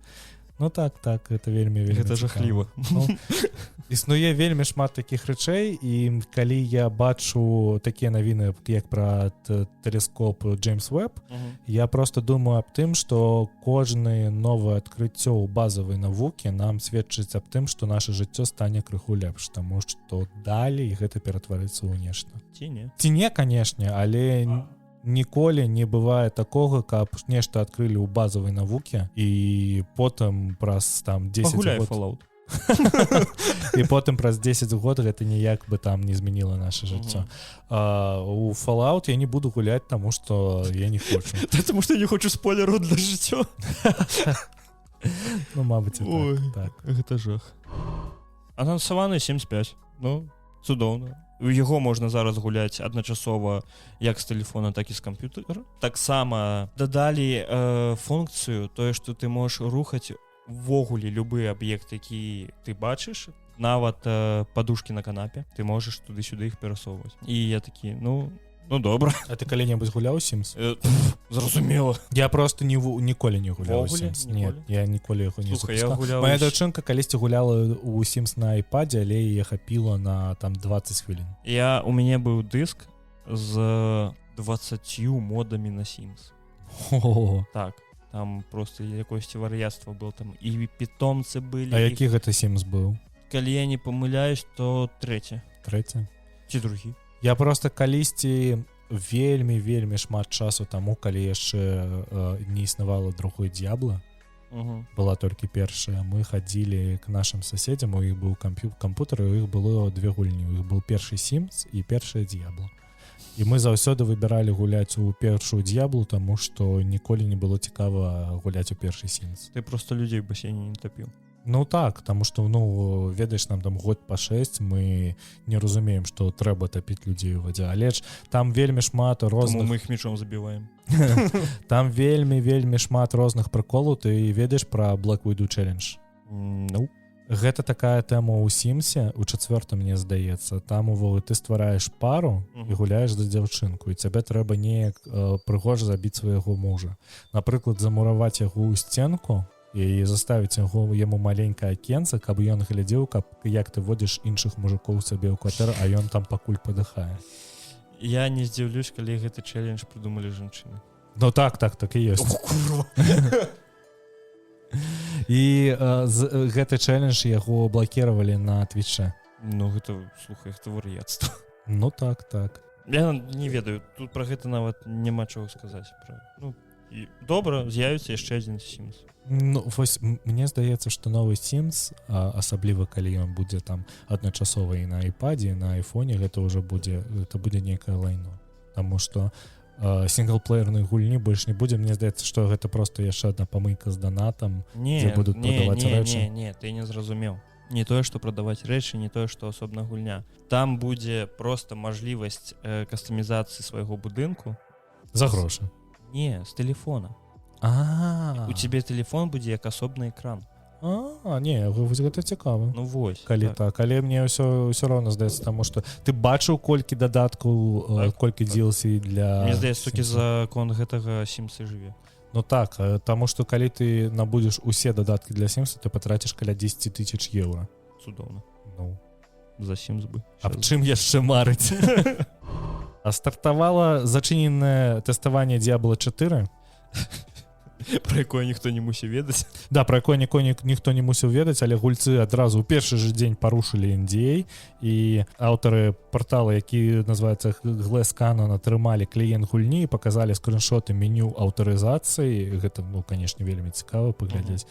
ніхто ніколі не бачыў. Цяпер там гэта я калі паглядзеў на гэтыя скриншоты, мне адразу вспомніўся Вов з яго логін з крыўном, я такі, цяпер Diablo будзе такой. Слухай, так? У Вов заўсёды былі вельмі цудоўныя лог-скрыны. Не, я про тое, што цябе трэба лагініцца цяпер у Diablo. Я просто ніколі не гуляў у трэцюю Diablo на кампутары, таму што я прахадзіў яе на кансолях, і там не трэба лагініцца. І, ну, канешне, гэтае все. Мне падабаецца сусвет Diablo. Мне вельмі падабаецца другая Diablo. Я набываў сабе рэмастер другой Diablo на Nintendo Switch і з вельмі вялікім задавальненнем яе прайшоў. Я прайшоў трэцюю Diablo і лічу, што гэта мабільнае лайно, якое просто не патрэбна, каб існавала, таму што, ну, ён вельмі дысбаланс, вельмі нецікавы. На гэта ёсць попыт, і ён вельмі вялікі. Але нават на тую ж самую Diablo Immortal. Калі быў скандал з Diablo Immortal, я не зразумеў, ад чаго гэта скандал, таму што вось тыя ж механікі ў трэцяй Diablo. Ну там з-за колькасці донату самой Diablo Immortal. Ну вы ж ведаеце, на што вы падпісваецеся. Ты ўяві сабе, што ты глядзіш, просто вось заходзіш у App Store, бачыш Diablo Immortal, у якой адзнака там 3 ці 2 балы. І такі пампую. Чаму не? І такіх людзей шмат, яны да сіх заносяць ім грошы. А за што незразумела. Ну, зразумела за то, што быць самым такім моцным на серверы і ўсіх там аднім махам біць, але, ну, шчыра кажучы, гульня лайно. Сама гульня у тым плане, што там няма такога вось аўтабегу, аўтабою, усяго гэтага, але такая колькасць донату і тое, што ты не можаш нічога дасягнуць сваімі сіламі, у тебе ёсць определенный кап, да якога ты можаш дайти без донату. Потым на тебе з усіх бакоў пачынае ліцца тут прамоцыя, тут вось набудь гэты, тут вось набудь гэта. Хочаш пайсці у падзямелле, хочаш добры лут, набудь вось гэта. Всё. І ты такі, навошта? Бо усе людзі, калі толькі Diablo Immortal выйшла, людзі, якія не сачаць за навінамі, з якімі я размаўляю, яны спампавалі такі вельмі цудоўная гульня. Цудоўна бегаеш, там б'еш і все цудоўна. Я кажу, пачакай. Праходзіць тыдзень, я кажу, ну як? Ён такі, я яе удаліў. Там уже немажліва далей гуляць. Ён такі, ну, вось. Я вось хвалююся аб тым, што з 4-й Diablo будзе тое ж самае, таму што мы можам паглядзець зараз, што Blizzard робіць са сваімі паўнавартаснымі гульнямі, напрыклад, з Overwatch 2, дзе таксама абсалютна звар'яцелая сістэма манетызацыі, дзе дажылі, што лутбоксы былі лепей за тое, што зараз мы маем у Overwatch 2. Гача сістэма, самая лепшая. Всё. Genshin Impact forever. Вот слухай, вот мне здаецца, што па гэтаму Genshin і мае такі вялікі попыт, таму што там, ну, там можна гуляць без донату і атрымліваць персонажу. Табе прыйдзецца задрачваць яго так, але ты можаш гэта зрабіць. Ну але Genshin Impact гэта лайно, не гуляйце. Гэта гульня, якая крадзе ваш час. Мне ніколі не гуляў Genshin, таму што я заўсёды гуляў у Зельду. Ну, я вельмі доўгі час гуляў Genshin. Таму ты не гуляеш у Зельду. Таму я не гуляю Зельду, да так, таму што я гэта бачу, я такі... І я ведаеш, мне здаецца, я просто калі гуляю Зельду, я чакаю той момант, калі мне просто баннер «Набудь персонажа!» Я такі, злікаўся, вырубіў адразу. Давай яшчэ крыху распавядзем пра Diablo. Памер кліента бета-версіі складае амаль 170 гігабайт. Гульня падтрымлівае HDR, трасаванне праменняў, апскейлеры DLSS та іншае, а таксама тэхналогію паскарэння загрузкі Direct Storage. Ну, то бок... Акрамя DLSS я больш нічога не ведаю. Direct Storage гэта як у цябе на Xbox'е Quick Resume. Вось. Зразумеў. То бок, калі ты гэта ўсталюеш на SSD, гэта будзе працаваць хутчэй, чым яно працавала. Я вельмі акуратна чакаю Diablo 4. Я ў яе пагуляю, як заўсёды на кансолі, таму што для мяне Diablo ўжо даўно гэта кансольная гульня. Ну, з 3-й Diablo, таму што я з ёй пазнаёміўся на Xbox 360. Ну, я з 3-й Diablo таксама на кансолі пазнаёміўся. На Switch. Ну я на Xbox 360. І тады яны, вось гэта цікава, таму што тады яна мне больш спадабалась на Xbox 360, таму што там толькі выйшаў новы патч і так далей, але калі я пачаў гуляць у яе на Switch, я, канешне, заўважыў шмат недахопу. Напрыклад. Ну, я ўжо казаў, што вельмі странная сістэма. Ну, напрыклад, я гуляю за махічку, і мне падае артефакт, пасля якога у мяне адзін спел застаецца толькі. Але гэты спел ён просто знішчае ўсё. У мяне любы босс кладзецца за 15 секунд. Так. І на якім бы ты ўзроўні складанасці не гуляў. Ну слухай, гледзячы на сеттинг Diablo 4, мне спадабаўся, як там усё пафарбавана.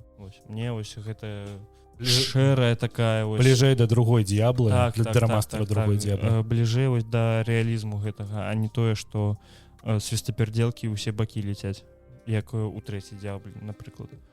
Ну, яны там натхніліся World of Warcraft, мне здаецца, і такі, а чаму бы? Я не ўпэўнены, што яны натхналіся. Увогуле, Diablo уже робіць не тая Blizzard, якая распрацоўвае астатнія гульні. У іх там ёсць тэма з Blizzard North, і вось гэта именно тая Blizzard, якая робіць Diablo. І Diablo заўсёды рабілася без усякіх дысдокаў, без усякіх такіх дакументаў важкіх. І гэта заўсёды была чыстая творчасць. І зараз, калі там Activision Blizzard набудзе Microsoft, цікава, канешне, як такі падпадзел просто сохраніць сваю незалежнасць. Ну так. Ну што, спадзяемся, трымаем кулакі за Diablo. Слухай, я зразумеў, што яна мне не падабаецца. Так? Не, я пагуляю. Я вельмі доўгі час, я таксама даведаўся пра другую Diablo, мне падаецца, у іграмані. І я даведаўся, і ў мяне вось была мара пагуляць калі-небудзь у Diablo. Я хацеў пагуляць, бо там мне там так расхвалілі, я такі, гэта лепшая гульня. А ў гэтым годзе я пагуляў у трэцюю Diablo, такі, ну добра, можа быць калі-небудзь. Але мне спадабаўся сеттинг. Мне спадабаўся, я асабіста пра 4-ю Diablo, па тым відэо, якія ёсць, по тому гульнявому працэсу. Мне вельмі спадабаўся, як іх гульня пафарбована, гэты большы упор на рэалізм. Я такі, так, гэта мусіць быць добра. Галоўнае, каб яны не засралі гэта ўсё донатамі, лутбоксамі і так далей.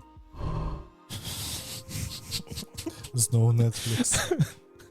Мне вельмі падабаецца, як Netflix просто, ведаеш, мне здаецца, што Netflix жыве 10 на 2 гады таму, яны 10 у 2020. Слух, Google Stadia. Google Stadia. Netflix хоча эксгуміраваць труп Google Stadia, таму што яны лічаць тое, што сервіс быў тэхнічна успешным і паспяховым, і яны зараз разглядаюць вопыт, які быў ад Google Stadia для таго, як памераць яго на сабе. Яны, калі пра NVIDIA GeForce даведаюцца, яны просто звар'яцеюць. Яшчэ 2 года трэба пачакаць, каб яны гэта казалі. Слухай, мы уже размаўлялі аб тым, якія гульні можа рабіць Netflix. Гэта, мне здаецца, будзе не вельмі вялікага такога ўзроўню гульня. Але яшчэ і воблачным сервісам. Мне падаецца, што яны просто будуць рабіць гульні, якія, ведаеш, просто можна будзе гуляць з пульта. Таму гэта ніша, яна свабодна, і чаму не. І тут можна, ведаеш, што Uncharted з пульта. Ну слухай, яны, ты лічыш, што яны просто возьмуць візуальныя навелы. Heavy Rain на пульте. Ну так только квиктайм ивенты выполняешь, и все. И сочишь за сюжетом. Так. Черная люстерка. Ёжи гульня, мне здаецца. Так. Там не гульня, там интерактивное кино. Интерактивный сериал, там интерактивная серия есть, где можно там. Я ее увогуле не глядел. Таму это, конечно, все. З дапамогай воблачнага сервісу Netflix хоча працягнуць новую для сябе аўдыторыю. Цікава, якую яны хочуць новую аўдыторыю, якая пераважна гуляе на ПК ці перад тэлебачаннем. Віцэ-прэзідэнт гульнявого падпадзелу кампаніі. Яны такія, мы зменім, вось у вас ёсць ПК, які цягне ўсе апошнія гульні. Ці у вас ёсць кансолі, якія цягнуць таксама ўсе апошнія гульні. А мы зробім воблачны геймінг. І все такі, чаму бы і нет. Віцэ-прэзідэнт гульнявого падпадзелу кампаніі Майк Верду сказаў, што яны хочуць ужыць той же падход, які скарысталі пры стварэнні мабільных тайтлах у рамках падпісак. Чаму так балюча? Я ўвогуле, ну ведаеш, што калі мы кажам пра Netflix і іх гульнявы падпадзел, я не разумею, вось яны разумеюць, што такое гульня. Увогуле, што такое гульня. Слухай, мне здаецца, што людзі, якія ствараюць серыялы у такіх маштабах, як стварае гэта Netflix, яны не. У іх будзе ось той жа, ведаеш, мне здаецца, як у іх будзе. У іх будзе тая ж сістэма стварэння гульні, якая ёсць у Sony. У нас ёсць шкілет, гэта трава, гэта трэцяя асоба, гэта ось крафт. І мы просто на гэты шкілет нацягваем розную шкуру, Скандынавію, постапакаліпсіс і так далей і так далей. І вось мне здаецца, што Netflix будзе рабіць тое ж самае. Тое ж самае, што Ubisoft робіць з Assassin's Creed. Так. Таму што ёсць нейкі шкілет, і мы на яго нацягваем. Мне падаецца, што тое ж самае будзе рабіць і CD Projekt Red далі з Ведзьмаком, таму што ў них есть свой шкілет трэцяга Ведзьмака. А вось за гэта мне будзе вельмі сорамна. Ну так, таму што хацелася бы ўсё ж такі атрымліваць развіццё гэтага праекта. Ведаеш, што ў гэтай навіне цікава, пра яе не цікава казаць. Я яе дадаў, таму што ўсё, што робіць зараз Netflix, гэта так нецікава, гэта так неталенавіта, гэта так не ёбка. Ты просто глядзіш на тое, што робіць Netflix, тебе даже не хапае сілу, каб зрабіць фейспалм. Таму што просто людзі не зусім разумеюць, што яны робяць, што на тое, што вось гэта як... Яны бачу, што вось гульні. Гэта як з метасусветам Цукерберга. Так, вось ім трэба ўдваім сабрацца і паглядзець навіны усяго гэтага гікаўскага, што адбываецца зараз, просто за апошнія 2 года, каб яны такія, так вось, што трэба было. Так, нам трэба далей просто фільмы добрыя рабіць. І Цукерберг такі, навошта мне гэты сусвет, калі ёсць VR-чат? Ну так. І потым Цукерберг будзе хадзіць такі, do you know the way? І все такі, Марк, 5 гадоў прайшло. Слухай, я вельмі люблю Алана Мура. Алан Мур, ці што, гэта чалавек, які стварыў Защытнікаў, гэта чалавек, які стварыў... Защытнікаў, якія расійскія? О, Сара Кадраясян. Як ён называецца? Watch Dog. Захоўнікі. Ну окей, няхай будуць захоўнікі. Я не памятаю. Адзначае Вендета і яшчэ некалькі раманаў там типа лігі выдаючыся джентльменаў. Ён сказаў, што ён адмовіўся выхадзіць на сувязь з шоуранерамі серыяла захоўнікаў ад HBO і вельмі жорстка ім адказаў пра тое, што не размаўляецца са мной зусім, гэта лайно. Таму што Алан Мур, ён вельмі знакаміты тым, што ён вельмі жорстка ставіцца да сваіх экранізацый, і ўсе экранізацыі, якія былі, яму не падабаюцца. Вось як, мне здаецца, як аўтара я яго разумею. Вось, слухай, мне здаецца, што камусьці трэба было б у яго павучыцца, пан Сапкоўскі. Не да ўсіх экранізацый трэба ставіцца добра. Так, не ўсіх трэба грошы браць. Ну, слухай, гэта вельмі добры падыход. Цікава яшчэ тое, што Сапкоўскі і Алан Мур, яны ж прыблізна на аднаго ўзросту. Як адзін чалавек глядзіць на сусвет, як іншы чалавек глядзіць на сусвет. Таму што ў Сапкоўскага гэта вызывала нейкія пытанні толькі калі CD Projekt Red яму нешта не даплачвалі. Мне здаецца, што Алану Муру просто плеваць, колькі яму плаціць HBO, таму што, добра. Каб яго тварэнне жылі. Да, добра, вы здымаеце, заплаціце мне грошы, як вам не лезу, а вы не ў коім часе не лезьце ка мне, таму што мне гэта не падабаецца. Вось такую пазіцыю я з ім раздзяляю, таму што ён чётка і якасна кажа пра тое, што гэта не датычыцца майго сусвету.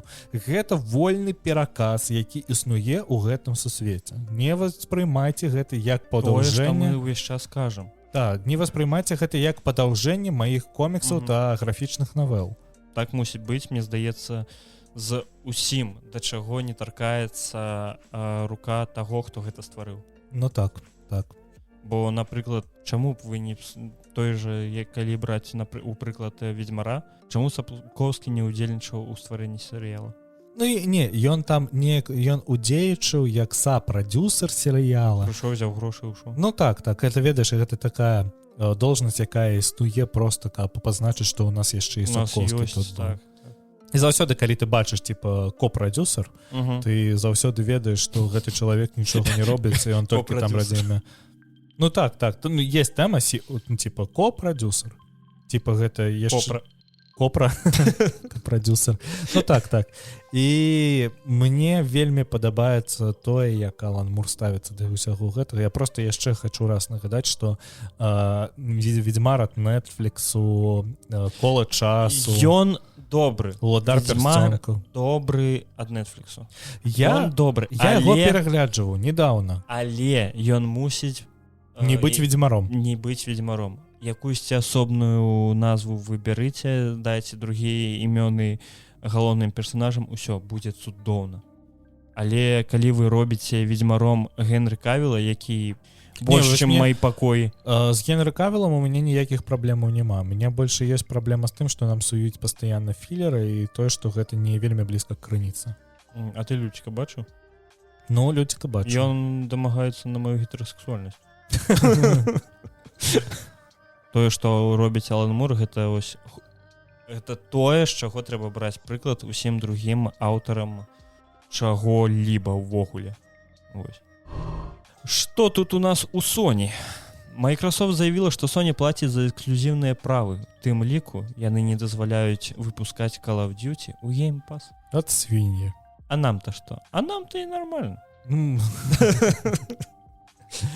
Як ты ўвогуле ставішся да серыі Call of Duty? Ведаеш, што я гуляў у Call of Duty у некаторыя. Зараз я не гуляю у Call of Duty. Мабыць, калі б яна была ў геймпасе, я бы яе паспрабаваў. Але плаціць за гэта грошы я просто не хачу. Таму што гэта каждагодны атракцыён, які для мяне абсалютна аднолькавы, у якім нічога няма.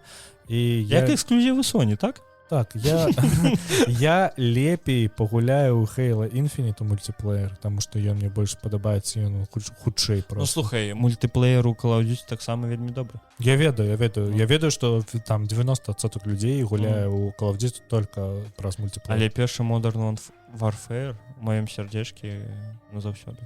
Мультиплеер? Не. Кампанія? Соло, так. Да? Вельмі добры. І другі Black Ops, мне здаецца. І ўсё больш. Ну, першая, другая частка гэта зразумела. Ну ты ўсё ж такі, здаецца, больш гуляў у Call of Duty. Слухай, мне здаецца, я першы Modern Warfare праходзіў разоў 5, таму што мне было цікава. Мне вельмі падабаецца, як там адчувае сябе зброя, бо ты прям адчуваеш гэтую ўсю аддачу і колькі яна важыць, усё гэта ты прям на сябе адчуваеш. Гэта вельмі цудоўна. Яшчэ гэта вельмі цікава паказвае, колькі гульцоў у Sony гуляе у гульні Activision. Activision. Это Activision? Я не прабыл, нешта Ubisoft падавалася. Цікава то, што яны вельмі суць з таго, што яна стане бескаштоўна ў геймпасе. І просто людзі перастануць набываць кансолі. А навошта нам тады плойка? Не, ну таму што на плойкі ёсць эксклюзівы, якія выходзяць раз-два разы ў год, а ў іншы час трэба штосьці гуляць. І вельмі шмат гульцоў гэты момант гуляю ў Call of Duty. Ты бачыў гэтае лайно з фізычнай копіяй новай Call of Duty? Не. Фізычная копія, дыск, усё. Ты ўстаўляеш дыск у сваю PlayStation 5, а у тебе на дыске 52 мегабайта. А все остальные 140 тебе трэба дакачваць з інтэрнету. Ну так, гэта зразумела. І Activision такія, fuck this. Там просто інсталлер, ведаеш, там просто две іконкі. Так, там ось ведаеш, як ты раней набываеш сабе дыск, такі, оп, і все. Я ад гэтага, ось, да мяне гэта дайшло толькі, калі я набыў сабе Nintendo Switch, я такі ставіў картридж, і ўсё, і ў мяне гульня ёсць. Не трэба нічого спампоўваць, я такі, вау. Не, гэта цудоўна. Так. Мне гэта заўсёды, ведаеш, так крыху падбадрала тое, што на Nintendo Switch ніколі не трэба нічога дапампоўваць. Я ніколі раней да гэтага не гуляў у Call of Duty, і, мабыць, если у меня будзе такая возможность зараз, я бы пагуляў просто паглядзець, ці не страціў я што-небудзь. Таму што, мабыць, вось гэта ў мяне як з Halo Infinite. Таму што я, калі залецеў зараз у мультиплеер Halo Infinite, я зразумеў, што я вельмі шмат ціраў. У Call of Duty, ведаеш, є такая тэма, калі ты гуляў адну Call of Duty, ты гуляў усе Call of Duty. Ну так. Ну тогда, здаецца, я гуляў ва ўсе Call of Duty. Але я бы пагуляў зараз у Modern Warfare. вельмі цудоўная частка. А я бы пагуляў у ремастер GTA 3, таму што да яго выйшло новы дадатак. Выйшло новае абнаўленне, першы патч за 7 месяцаў, і у апісанні гэтага патчу ўсяго адзін радок. Парш першага года. Вось, обновление 1.045 для Grand Theft Auto Trilogy Definitive Edition для ўсіх платформаў выйшла 16 кастрычніка 22 года. Як мы казалі, там у апісанні усяго адзін радок, і паводле рознага там просто, ведаеш, написано: мы выправілі крыху багаў, і ўсё. Мне здаецца, што ўвогуле рэмастэры GTA 3, Vice City, San Andreas, яны не мусяць існаваць увогуле. Яны маглі бы зрабіць просто, взяць людзей, якія рабілі моды на гэтыя гульні, і сказаць: хлопцы, мы вас сажаем на заробак, а вы працуеце на нас, робіце для нас мод, каб мы вось зрабілі як паўнавартую частку, ну, для ностальжыі такой, ведаеш. Я бы ўвогуле паглядзеў бы на рэмейк, напрыклад, GTA San Andreas, вось паўнавартасны рэмейк на новым рухавіку. Уже на мафію паглядзелі, дзякуй. Ну, ведаеш, што Rockstar пакуль яшчэ робяць адносна якасныя праекты. Ну, да, шмат у іх праектаў. Ну, GTA, Red Dead Redemption. І ўсё на гэтым. І ўсё на гэтым. Ну, Red Dead Redemption другі, ввогуле ніякіх пытанняў, вельмі цудоўная гульня. Прям, ну... Ты і першы, я тебе скажу. Ну і першы, так. GTA 5! Таксама, ну, мне яна вельмі спадабалася. Я яе прайшоў 2 разы, мне здаецца. Хочаш прыколы не гуляў? Ой, да, ідзі ты. Я ў яе нават гуляў, калі ў мяне было на ноутбуке там 13 фэпасаў, я такі: цудоўная гульня. Лепшае, што я знайшоў. Так, я вось пасля інстытуту прыходзіў, пасля пар садзіўся і гуляў выключна ў яе, і ўсё. Вось. І зараз яны робяць вось такое, і я такі: навошта вы замянілі усе мадэлькі на пластылін? Цікава. Ну, ж выглядае як лайно. Мне больш за ўсё падабаўся дождж у гэтай гульне, тому што гэта просто гэта просто PNG-шка, якую просто размножылі, і яна падае зверху. А мне здавалася, што яна просто вібрыруе на адным месцы. Такі жах просто. Ты глядзіш на тое, як яны рабілі гэтую трылогію, і там усё просто так ад дупы зроблена, так бесталанна, так некрасіва. Таму што паглядзіш на які-небудзь сервак Самп. Ты ведаеш, што такое Самп? Я за Сампа аднойчы усіх абмануў. Ну-ка. І не хадзіў у школу тыдзень, кожны дзень толькі гуляў Самп.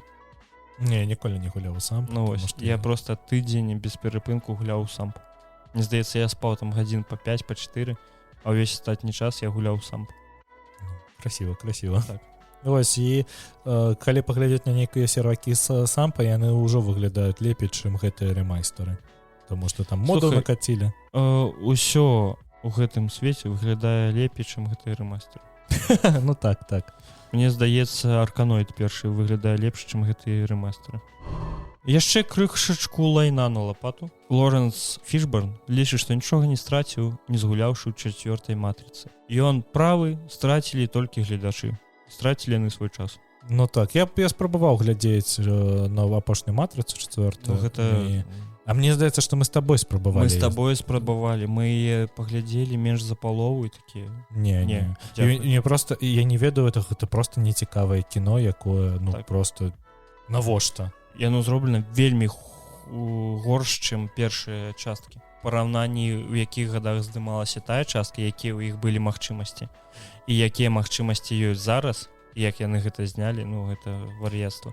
Там у пляне аператарскай працы гэты фільм вельмі лайняны, таму што мне здаецца, што яны здымалі гэта ўсё на нейкі тэлефон, і ты глядзіш на матрыцу, якая была ў 99-м годзе, якая вось увогуле не пастарэла ні на дзень. Ты яе зараз глядзіш, і гэта ўсё ж такое ж добрае кіно. Мне падабаецца людзі, якія павылазілі пасля гэтай матрыцы, такі: вы не разумееце, гэта саціра над тым, што што і сёстры Вачоўскіх зноў заставляюць, прымушаюць рабіць гэтую матрыцу, гэта саціра, гэта тут тонкі смысл. Але ніхто нікаго не прымушаў. Лайно. Ніхто нікаго не прымушаў, таму што адна з бывшых братоў, ныне сясцёр Вачоўскі, яна сама пайшла здымаць гэтую частку. Яна сама запрасіла Кіану Рыўза туды. Яна сама запрасіла Кейтлін Мос, мне здаецца, завуць. Хацеў сказаць Цыры. Як звалі гэтую дзяўчынку? Кэррін Мос. Не, у фільме, якая была ўлюблена ў Трініці, вось. Я памятаю вар'яцтва матрыцы, калі яна выйшла ў маім дзяцінстве, і ўсе хацелі набываць сабе гэтыя, ведаеш, акуляры, плашчы, якія з скуры чорнай зроблены. А ты памятаеш, як выглядае Морфеус у новай матрыцы? Ну. Гэта такое лайно, бля. Ну, а мне здаецца, што яны падайшлі з таго пляну, што ну і чорны. Это расізм. Не, ну а што? Там же можна было... Мне здаецца, што калі б Кіану Рыўз не згадзіўся, яны просто знайшлі яшчэ аднаго Нео, любога, ведаеш, там бы... Ну, белый. Да, сидзеў бы нейкі... Не, наоборот, знайшлі б чорнага ці кітайцы, такі, гэта новы Нео. Ну, і он просто ператварыўся. Вось у гэтым пляне можна, канешне, матрыцу здымаць колькі угодна з любымі акцёрамі і казаць, што гэта Нео, Трініці. Вось гэта хамяк, гэта Трініці цяпер. Ён, кстати, параіў мне падкаст першы гікаўскі. Далучайцеся. Microsoft супольна з 343 Industries пашырае вытворчасць пратэзаў у стылі Halo Infinite, што для дзяцей са страты канцавін. Вельмі мяне гэта навіна спадабалася, таму што ты бачыў, як выглядаюць гэтыя пратэзы? Яны ўзялі не тую гульню. А якую? Forza Horizon. Не, просто Я бачу, як выглядае, ён выглядае як рука Чыфа. У Halo Infinite ёсць такая тэма, ну, увогуле, у сусвеце Halo пратэзы гэта норма, таму што спартанцы заўсёды страчваюць канцавіны, і гэта цікава тое, што у самой гульне вельмі шмат часу гэтыя пратэзы можна неяк змяняць, іх можна неяк адаптыраваць, на іх там можна скіны знаходзіць розныя. І у гэтым пляне, канешне, вельмі неверагодны праект, у якім Microsoft просто з чалавечым тварам просто выступае. Ну, я памятаю, што былі яшчэ па якойсьці серыі таксама рабілі пратэзы. Было шмат, ну, гэта ж ввогуле пратэзіраванне, яно так далёка зайшло, што ты бачыў чалавека, які ўставіў сабе ліхтарык замест вока. Так. Ну, ён зараз бомбіць у тиктоке, і мне вельмі падабаецца яго відэо, таму што ён такі, типа, матрыца. Паказалі кадры першага хэллоуінскага эпізода Сімпсанаў. Ён зроблены ў стылі шытка смерці. Яны ж заўсёды на Хэллоуін робяць розныя спешалы прикольныя. Так. І, ну, мне падавалася, гэта ўжо было ў Сімпсанах. Падавалася, што ў Сімпсанах было ўжо ўсё, амаль што ўсё. Цікава будзе паглядзець на Сімпсанаў у якасці анімэ, але ты як-небудзь сачыш за Сімпсанамі?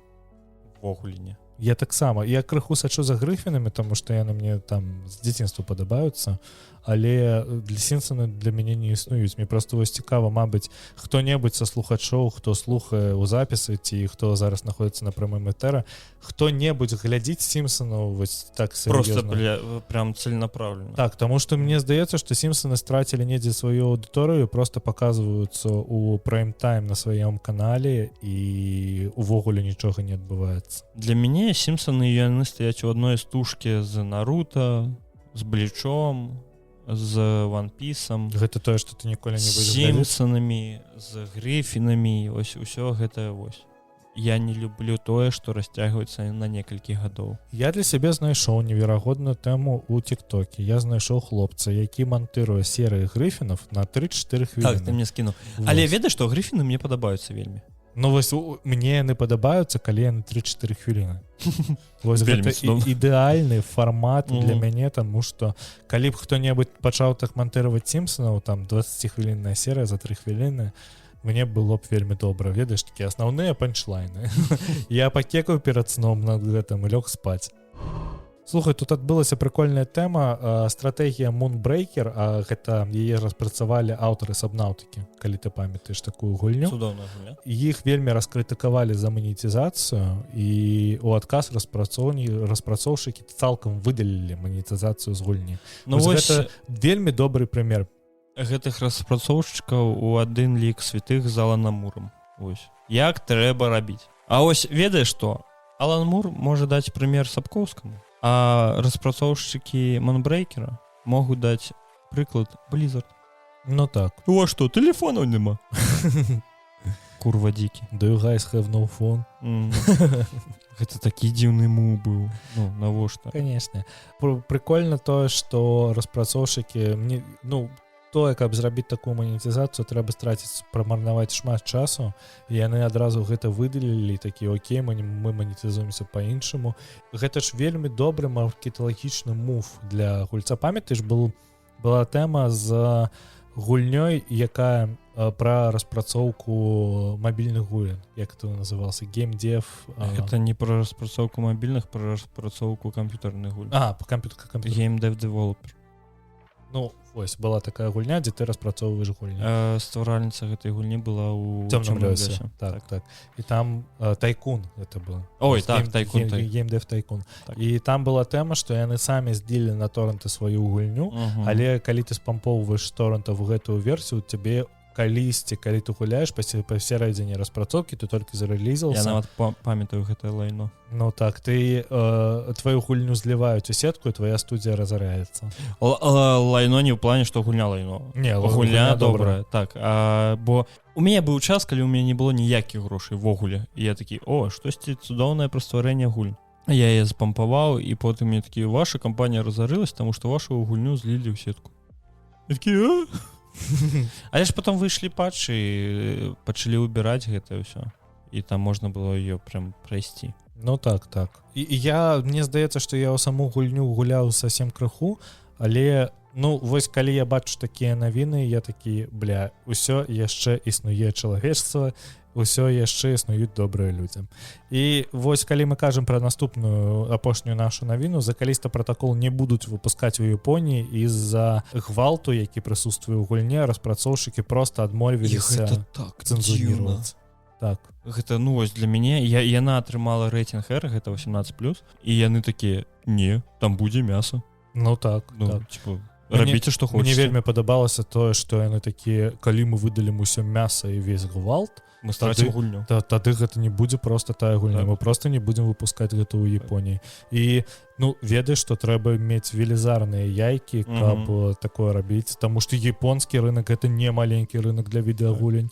І за Callisto Protocol, мне здаецца, вельмі чакаюць у Японіі, таму што Dead Space вельмі любілі ў Японіі, таму што ў Японіі там розныя Silent Hill'ы папулярныя і ўсе розныя гэтыя хоррор-тэматыкі. Магу толькі паапладзіраваць гэтым хлопцам. І яны, вось яны даюць прыклад таго, што не трэба прагібацца пад... І зменшывай мір, лепш ён прагнецца пад нас. Так. Вось, яксьці так. Слухайце, у нас скончыліся навіны. Вялікі дзякуй за тое, што прабылі з намі гэты час. З вами быў першы гікаскі. Хачу вам нагадаць, што у нас ёсць цудоўнейшы тэлеграм-канал з навінамі. У нас ёсць суполачка, куды можна пісаць. Таксама вы можете далучыцца... Хоць хто-небудзь прыйдзіць туды. Таксама можна далучыцца да нас на любой платкаст-пляцоўцы, ціснуць падабайку на Яндексе, падпісацца на Apple подкастах ці Spotify, дадаць адзнаку на Apple подкастах ці Spotify, напісаць нам там каментар. Гэта вельмі моцная падтрымка, гэта бусціць нас уверх, і тады больш слухачоў з'яўляецца. Яшчэ ведаеш такую маленькую затраўку, каб праверыць аднаго чалавечка. Рудзі ўвесь час сказаў, калі вы запусціце стрым, я да вас прыйду. Дзе ты, Рудзі? Ну добра. Я яму сёння напишу. А не трэба яму пісаць, хоць хай паслухае і заадно паглядзім, ці даслухаю ён до конца. Ну добра. Райце, пашыруйце сярод сяброў, бацькоў. Ну хто? Апосумаў. Дзякуй, да відзення. Да відзення.